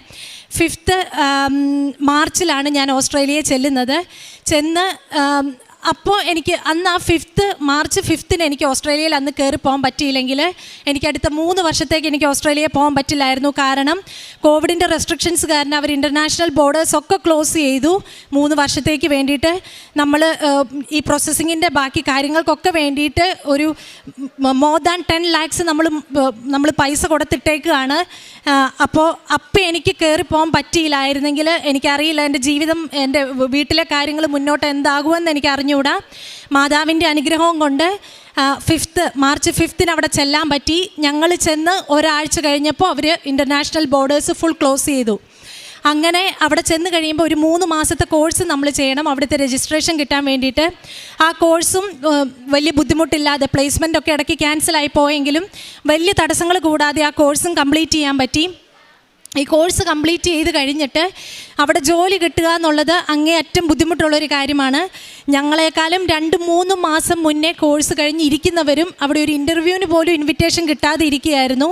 അതൊക്കെ കണ്ടപ്പോൾ ഒത്തിരി പേടിച്ചു പോയി. എങ്കിലും പ്രാർത്ഥനയിൽ ഉറച്ചു നിന്നു. എന്നും കൊന്ത ചൊല്ലും, എന്നും മാതാവിൻ്റെ അടുത്ത് പ്രാർത്ഥിക്കും. എല്ലാം ഓൺലൈനായിട്ടുള്ള ശുശ്രൂഷകളൊക്കെ കൂടും. അങ്ങനെ മാതാവിൻ്റെ അടുത്ത് പ്രാർത്ഥിച്ച് ഓഗസ്റ്റിൽ എൻ്റെ കോഴ്സ് കഴിഞ്ഞു. കോഴ്സ് കഴിഞ്ഞപ്പോൾ തൊട്ട് ഓഗസ്റ്റിൽ കോഴ്സ് കഴിഞ്ഞ് എനിക്ക് രജിസ്ട്രേഷൻ കിട്ടി ഓസ്ട്രേലിയൻ നേഴ്സിംഗ് കൗൺസിലിൽ നിന്ന്. കിട്ടിക്കഴിഞ്ഞ് പുറകോട്ട് നോക്കുമ്പോൾ മുമ്പേ ഞാൻ പറഞ്ഞ പോലെ 2-3 മാസം മുന്നേ കോഴ്സ് കഴിഞ്ഞവരും അവിടെ ഇരിക്കുകയാണ്, ജോലിക്കൊരു ഇൻ്റർവ്യൂവിന് ഇൻവിറ്റേഷൻ പോലും കിട്ടാതെ. അപ്പോൾ എല്ലാവരും എനിക്കന്നേരം വെറും 2 വർഷത്തെ എക്സ്പീരിയൻസുമായിട്ടാണ് ഞാൻ ഓസ്ട്രേലിയക്ക് പോകുന്നത്. അതും ബോംബെയിലുള്ളൊരു ഹോസ്പിറ്റലിൽ നിന്ന്. എൻ്റെ കൂടെയുള്ളവരെന്ന് പറഞ്ഞിട്ടുണ്ടെങ്കിൽ ടോപ്പ് പ്രൊഫൈലുള്ളവരാണ്. എന്ന് പറഞ്ഞാൽ ദുബായിലും സൗദി അങ്ങനെ നല്ല നല്ല മിഡിൽ ഈസ്റ്റ് കൺട്രീസിലും ഇപ്പം നാട്ടിലൊക്കെ ആണെങ്കിലും +5 years എക്സ്പീരിയൻസ് ഉള്ളവർ, 5, 8 or 10 years ഓഫ് എക്സ്പീരിയൻസ് ഉള്ളവരാണ് എൻ്റെ കൂടെ ഉണ്ടായിരുന്നത്. അവർക്ക് പോലും ഇൻ്റർവ്യൂവിന് ഒരു ഇൻവിറ്റേഷൻ കിട്ടുന്നില്ലായിരുന്നു. ആ സമയത്ത് എല്ലാവരും എൻ്റെ അടുത്ത് പറഞ്ഞു, ചിഞ്ചുവിന് സ്റ്റുഡൻറ്റ് വിസ നോക്കുന്നതായിരിക്കും നല്ലത്. ഈ 2 വർഷത്തെ എക്സ്പീരിയൻസ് വെച്ച് ചിഞ്ചുവിന് ജോലി കിട്ടാൻ ചാൻസ് ഇല്ല, അതുകൊണ്ട് സ്റ്റുഡൻറ്റ് വിസയ്ക്ക് നോക്കുന്നതായിരിക്കും നല്ലത് എന്ന് പറഞ്ഞു. ഞാനത് നോക്കിയില്ല. ഞാൻ പ്രാർത്ഥിച്ച് മാതാവിൻ്റെ അടുത്ത് പ്രാർത്ഥിച്ചു. നെക്സ്റ്റ് മന്ത് തന്നെ എനിക്ക് ഓഗസ്റ്റിൽ രജിസ്ട്രേഷൻ കിട്ടി. സെപ്റ്റംബറിൽ തന്നെ എനിക്ക് ഇൻ്റർവ്യൂ വന്നു. ആ ഇൻ്റർവ്യൂ എനിക്ക് കിട്ടുകയും ചെയ്തു. അതും സിഡ്നിയിൽ നല്ലൊരു ഹോസ്പിറ്റലിൽ, നല്ലൊരു സെമി പ്രൈവറ്റ് ഹോസ്പിറ്റലിൽ എനിക്ക് ജോലി കിട്ടി. അതെന്ന് പറഞ്ഞാൽ ഗവൺമെൻറ്റിൻ്റെ എല്ലാ ആനുകൂല്യങ്ങളും ഉണ്ട്, എന്നാൽ പ്രൈവറ്റിൻ്റെ സാലറിയുള്ള നല്ലൊരു ഹോസ്പിറ്റലിൽ എനിക്ക് ജോലി കിട്ടി. അതിൻ്റെ അകത്ത് പറയാനുള്ളതെന്ന് പറഞ്ഞാൽ ആ ഹോസ്പിറ്റലിലേക്ക് കയറുന്നതിന് മുമ്പ് ഹോസ്പിറ്റലിൽ നടുമുറ്റത്തായിട്ട് മാതാവിൻ്റെ ഒരു രൂപം ഉണ്ടായിരുന്നു. അപ്പോൾ ഞാൻ ഇൻ്റർവ്യൂ അറ്റൻഡ് ചെയ്യണതിന് മുമ്പ് ചുമ്മാ ഗൂഗിളിൽ ഈ ഹോസ്പിറ്റലിൻ്റെ ഫോട്ടോസ് കാണാൻ വേണ്ടി നോക്കിക്കഴിഞ്ഞപ്പോൾ മാതാവിൻ്റെ ആ രൂപം ആ നടുമുറ്റത്തിരിക്കണം കണ്ടപ്പോൾ തന്നെ ഞാൻ മാതാവിൻ്റെ അടുത്ത് അങ്ങേയറ്റം ഞാൻ ആഗ്രഹിച്ച് പ്രാർത്ഥിച്ചു, മാതാവ് എനിക്ക് ഈ ഹോസ്പിറ്റലിൽ തന്നെ ജോലി കിട്ടണേന്ന് പ്രാർത്ഥിച്ചു. സെപ്റ്റംബറിൽ അങ്ങനെ ഞാൻ ഇൻ്റർവ്യൂ ക്ലിയർ ചെയ്ത് കഴിഞ്ഞ് അവരുടെ വിസ പ്രോസസ്സിങ് ഒത്തിരി സ്ലോ ആയിരുന്നു. ഓസ്ട്രേലിയയിലെ ഇമിഗ്രേഷൻ ലോസൊക്കെ വിസ കുറച്ച് മുമ്പോട്ടുള്ള അവരുടെ പേപ്പർ വർക്ക്സ് ഒക്കെ കുറച്ച് സ്ലോ ആണ്. അങ്ങനെ അതിന് വേണ്ടിയിട്ട് മാതാവിൻ്റെ അടുത്ത് പ്രാർത്ഥിച്ചു. അപ്പോൾ ആ വർഷം തന്നെ ജോലിക്ക് കയറണമെന്ന് എനിക്ക് ആഗ്രഹം ഉണ്ടായിരുന്നു 2020. പക്ഷേ അത് നടന്നില്ല. അങ്ങനെ 2021 ജനുവരിയിലാണ് ഞാൻ ജോലിക്ക് കയറിയത്. ഇതിപ്പോൾ പറയുമ്പോൾ ഒരു ഷോർട്ട് പീരീഡായിട്ട് തോന്നുമെങ്കിലും നമ്മൾ അവിടെ ചെന്ന് നിൽക്കുമ്പോൾ ജോലിയില്ലാതെയാണ് നമ്മൾ നിൽക്കണേ. ഈ ഫുഡ് അക്കോമഡേഷൻ്റെ ഒക്കെ പൈസ നമ്മുടെ കയ്യിൽ നിന്ന് പൊയ്ക്കൊണ്ടിരിക്കുകയാണ്, നമുക്ക് യാതൊരു ഇൻകം ഇല്ല. അങ്ങനെ 2021 ജനുവരിയിൽ എനിക്ക് ജോലിക്ക് കയറാൻ സാധിച്ചു. അപ്പോൾ എനിക്കെപ്പോഴും മാതാവിൻ്റെ അടുത്തൊരു ചെറിയൊരു പരാതി പോലെ ഉണ്ടായിരുന്നു. ഞാൻ ഇത്രയും പ്രാർത്ഥിച്ച് എനിക്ക് ജോലി കിട്ടി, മാതാവിനെ ഇവിടെ മേരി എത്തിച്ചു, എങ്കിലും എന്തുകൊണ്ട് എനിക്ക് പെട്ടെന്ന് തന്നെ ജോലിക്ക് കയറാൻ പറ്റിയില്ല എന്നുള്ളൊരു പരാതി എനിക്കുണ്ടായിരുന്നു. അതിനുള്ളൊരു ഉത്തരമായിട്ട് മാതാവിനെ കാണിച്ചു തന്നെ ഈ സിഡ്നിയിൽ, ഞാൻ പറഞ്ഞ പോലെ സിഡ്നിയിലൊരു പ്രോപ്പർ സിറ്റിയിലുള്ളൊരു ഹോസ്പിറ്റലിലാണ് എനിക്ക് ജോലി കിട്ടിയത്. എല്ലാവർക്കും അറിയായിരിക്കും, സിറ്റി സൈഡിലൊക്കെ റെൻറ്റ് ഭയങ്കര കൂടുതലാണ്, നമുക്ക് അഫോർഡ് ചെയ്യാൻ പറ്റത്തില്ല. പക്ഷേ അവിടെ മാതാവിൻ്റെ ഒരു കരുതലായിരുന്നു എന്നെ അത്രയും താമസിച്ച് മാതാവ് ജോലിക്ക് കയറ്റിയത്. കാരണം അവിടെ സിറ്റിയിൽ ഫുള്ളി ഫർണിഷ്ഡ് ആയിട്ടുള്ള ഒരു അക്കോമഡേഷൻ ഏറ്റവും റേറ്റ് കുറഞ്ഞ ഒരു റേറ്റിൽ മാതാവ് എനിക്ക് അറേഞ്ച് ചെയ്ത് തന്നു. അതിന് വേണ്ടിയിട്ടായിരുന്നു എൻ്റെ മാതാവ് എനിക്ക് അവിടെ ഒരു താമസം ഉണ്ടാക്കിയത്. അതെനിക്ക് പിന്നീടാണ് മനസ്സിലായത്. അങ്ങനെ ജോലിക്ക് കയറി. ജനുവരിയിൽ ഞാൻ ജോലിക്ക് കയറി. പിന്നെ ഞാൻ അടുത്തത് എയിം ചെയ്തത് എനിക്ക് PR കിട്ടാൻ വേണ്ടിയിട്ടായിരുന്നു. അങ്ങനെ മാർച്ചിൽ ഞാൻ PR-നിട്ടു. മാർച്ചിൽ PR-നിട്ടപ്പോഴും എല്ലാവരും പറയുന്നുണ്ടായിരുന്നു, സിറ്റിയിൽ നിന്നിട്ടാണ് നീ PR-നിടുന്നത്, അതും വെറും 65 പോയിൻ്റ് എനിക്കുള്ളൂ, PR-ന് നിനക്ക് ഇൻവിറ്റേഷൻ കിട്ടാൻ ഒരു ചാൻസും ഇല്ലെന്ന് എൻ്റെ കൂടെയുള്ളവർ പറഞ്ഞു. കാരണം എന്നേക്കാളും പോയിൻറ്റ്സ് അവിടെ ഉള്ളവർ 95 പോയിൻറ്റ്സ് ഉള്ളവരവിടെ PR ഇൻവിറ്റേഷൻ കിട്ടാതിരിക്കുകയായിരുന്നു. അപ്പോഴാണ് എല്ലാവരും എൻ്റെ അടുത്ത് പറഞ്ഞു ഇത് കിട്ടാൻ ചാൻസ് ഇല്ല എന്ന് പറഞ്ഞു. പക്ഷേ എന്നിട്ടും ഞാൻ പ്രാർത്ഥിച്ച്, മാതാവിൻ്റെ അടുത്ത് പ്രാർത്ഥിച്ച് ഞാൻ മാർച്ചിൽ ഞാൻ ആപ്ലിക്കേഷൻ ഇട്ടു. പ്രത്യേകിച്ച് അപ്ഡേറ്റ്സ് ഒന്നുമില്ല. എന്നിട്ട് ജൂൺ ആയപ്പോഴേക്കും എനിക്ക് ഇൻവിറ്റേഷൻ വന്നു. അതായത് ഞാൻ ആപ്ലിക്കേഷൻ ഇട്ട് 3 മാസത്തിനുള്ളിൽ എനിക്ക് ഇൻവിറ്റേഷൻ വന്നു. 6 മന്ത്സിനുള്ളിൽ ജോലിക്ക് കയറി 6 മന്ത്സിനുള്ളിൽ എനിക്ക് ഇൻവിറ്റേഷൻ വന്നു. അതും 190ക്ക് വേണ്ടിയിട്ട്. അവിടെ ഉള്ളവർക്ക് അറിയായിരിക്കും, സാധാരണ റീജിയണൽ വിസയാണ് അവർ കൂടുതലും കൊടുക്കുന്നത്. പക്ഷേ സിറ്റിയിലാണെങ്കിൽ കൂടിയും 65 പോയിൻറ്റ്സ് വെച്ചിട്ട് എനിക്ക് യാതൊരു റൈറ്റും ഇല്ല എനിക്ക് ആ PR-ന് ഇൻവിറ്റേഷൻ കിട്ടി. അത് ആ സമയത്തൊക്കെ ഞാൻ ഉടമ്പടിയിൽ പൂർണ്ണമായിട്ടും ഉറച്ചു നിന്നുകൊണ്ടാണ് മാതാവിൻ്റെ അടുത്ത് എന്ത് പേപ്പർ വർക്ക്സിന് ഞാൻ എന്തിറങ്ങിത്തിരിക്കണതിന് മുമ്പും മാതാവിൻ്റെ അടുത്ത് പ്രാർത്ഥിച്ച് തൈലം വെച്ച് കുരിശ് വരച്ചാണ് ഞാൻ എൻ്റെ പേപ്പർ വർക്ക്സ് എല്ലാം ഞാൻ എന്തിനിറങ്ങിത്തിരിച്ചോ അപ്പോഴൊക്കെ ഞാൻ മാതാവിൻ്റെ അടുത്ത് പ്രാർത്ഥിച്ച് ബൈബിള് വായിച്ച് ഈ ഉടമ്പടി തൈലം ഉപയോഗിച്ചാണ് ഞാൻ മുന്നോട്ട് പോയിക്കൊണ്ടിരുന്നത്. പിന്നെ പ്രേക്ഷിത പ്രവർത്തനങ്ങളായിട്ട് ചെയ്തത്, ഞാൻ ഓൺലൈനായിട്ട് ഉള്ള പത്രം ഞാൻ പ്രിൻ്റ് എടുത്ത് മാതാവിൻ്റെ ഫോട്ടോ അറ്റാച്ച് ചെയ്ത് പ്രതീക്ഷീകരണ പ്രാർത്ഥനയെ അറ്റാച്ച് ചെയ്ത് അവിടെ ഞാൻ കുർബാനയ്ക്ക് പോകുമ്പോൾ പള്ളികളിൽ ഞാൻ കൊണ്ടുപോയി കൊടുത്തിട്ടുണ്ട്. അങ്ങനെ കൊണ്ടുപോയി കൊടുത്തപ്പോൾ എനിക്കൊരു അനുഭവം ഉണ്ടായത്, ഒരു ലേഡി ഞാനിങ്ങനെ അവർക്ക് കൊടുത്തു കഴിഞ്ഞ് ഞാൻ എക്സ്പ്ലെയിൻ ചെയ്ത് പറഞ്ഞു, ഇത് ഇന്ത്യയിലുള്ള കേരളത്തിലുള്ള ഒരു പള്ളിയാണ്, മാതാവ് പ്രത്യക്ഷപ്പെട്ട പള്ളിയാണ്, ഒത്തിരി മിറാക്കിൾസ് അവിടെ നടക്കുന്നുണ്ട്, ഇതാണ് ആ മാതാവിനോടുള്ള പ്രാർത്ഥന, ആ പ്രാർത്ഥന ചൊല്ലണം, ഇതാണ് മാതാവിൻ്റെ രൂപം എന്ന് പറഞ്ഞ് ഞാൻ എല്ലാം പറഞ്ഞാണ് എല്ലാവർക്കും പത്രം കൊടുക്കുന്നത്. അതുകൂടാതെ ഞാൻ നാളെ പത്രം കൊടുക്കാൻ പള്ളിയിൽ പോകുന്നുണ്ടെങ്കിൽ തലേ ദിവസം ഞാൻ പ്രാർത്ഥിച്ചു കഴിയുമ്പോൾ വിശ്വാസ പ്രമാണം ചൊല്ലി എല്ലാ പത്രങ്ങളിലും തൈലം പൂശി ഞാൻ പ്രാർത്ഥിച്ചിട്ട് ഞാൻ പ്രാർത്ഥിക്കാറുണ്ട്. ഈ പത്രം ഇരിക്കുന്ന വീടുകളിൽ അവരുടെ ആവശ്യങ്ങൾ എന്താണോ മാതാവ് ഈശോയും കൂടെ നടത്തി കൊടുക്കണമെന്ന് പ്രാർത്ഥിച്ചാണ് ഞാൻ ആ പത്രം എല്ലാവർക്കും കൊടുത്തത്. അങ്ങനെ ഒരു ലേഡിക്ക് ഇങ്ങനെ പത്രം കൊണ്ടുപോയി കൊടുത്തു. പിന്നെ നെക്സ്റ്റ് വീക്ക് ഞാൻ പള്ളിയിൽ കുർബാനയ്ക്ക് ചെന്ന് കഴിഞ്ഞപ്പോൾ ആ ലേഡി എൻ്റെ അടുത്ത് വന്ന് പറയുകയാണ്, ഞാൻ ആ പ്രാർത്ഥന, നീ പറഞ്ഞ പ്രാർത്ഥന ഞാൻ പ്രാർത്ഥിച്ചു, ആൻഡ് ഇറ്റ്സ് വർക്കിംഗ് ഓൾറെഡി. എനിക്ക് ഭയങ്കര സന്തോഷം തോന്നി അത് പറഞ്ഞു കേട്ടപ്പോൾ. പിന്നെ അങ്ങനെ ഒത്തിരി അനുഭവങ്ങൾ, മാതാവ് മഴവില്ലായിട്ട് അങ്ങനത്തെ അനുഭവങ്ങൾ പറയാനാണെങ്കിൽ ഇന്ന് ഞാൻ പറഞ്ഞ് തീരില്ല. അങ്ങനെ ഒത്തിരി അനുഭവങ്ങൾ ഉണ്ടായിട്ടുണ്ട്. ഇതുകൂടാതെ എൻ്റെ ബ്രദറിന് ഓസ്ട്രേലിയക്ക് വരാൻ പറ്റി. അത് അവന് free 1 year accommodation, university 1 year free accommodation കൊടുത്ത് 30% സ്കോളർഷിപ്പോട് കൂടിയാണ് അവന് ഓസ്ട്രേലിയയിൽ വരാൻ പറ്റിയത്. അങ്ങനെ ഒത്തിരി ഒരു 100 കോടി അല്ല മാതാവ് അനുഗ്രഹങ്ങൾ തന്നത്. ആ അനുഗ്രഹങ്ങൾ തന്നത് ഞാൻ മാതാവിൻ്റെ അടുത്ത് വന്ന് സാക്ഷ്യം പറയാൻ ലേറ്റായി. അതിന് ഞാൻ മാതാവിൻ്റെ അടുത്ത് ഒന്നുകൂടി ഞാൻ ക്ഷമ ചോദിക്കുന്നു.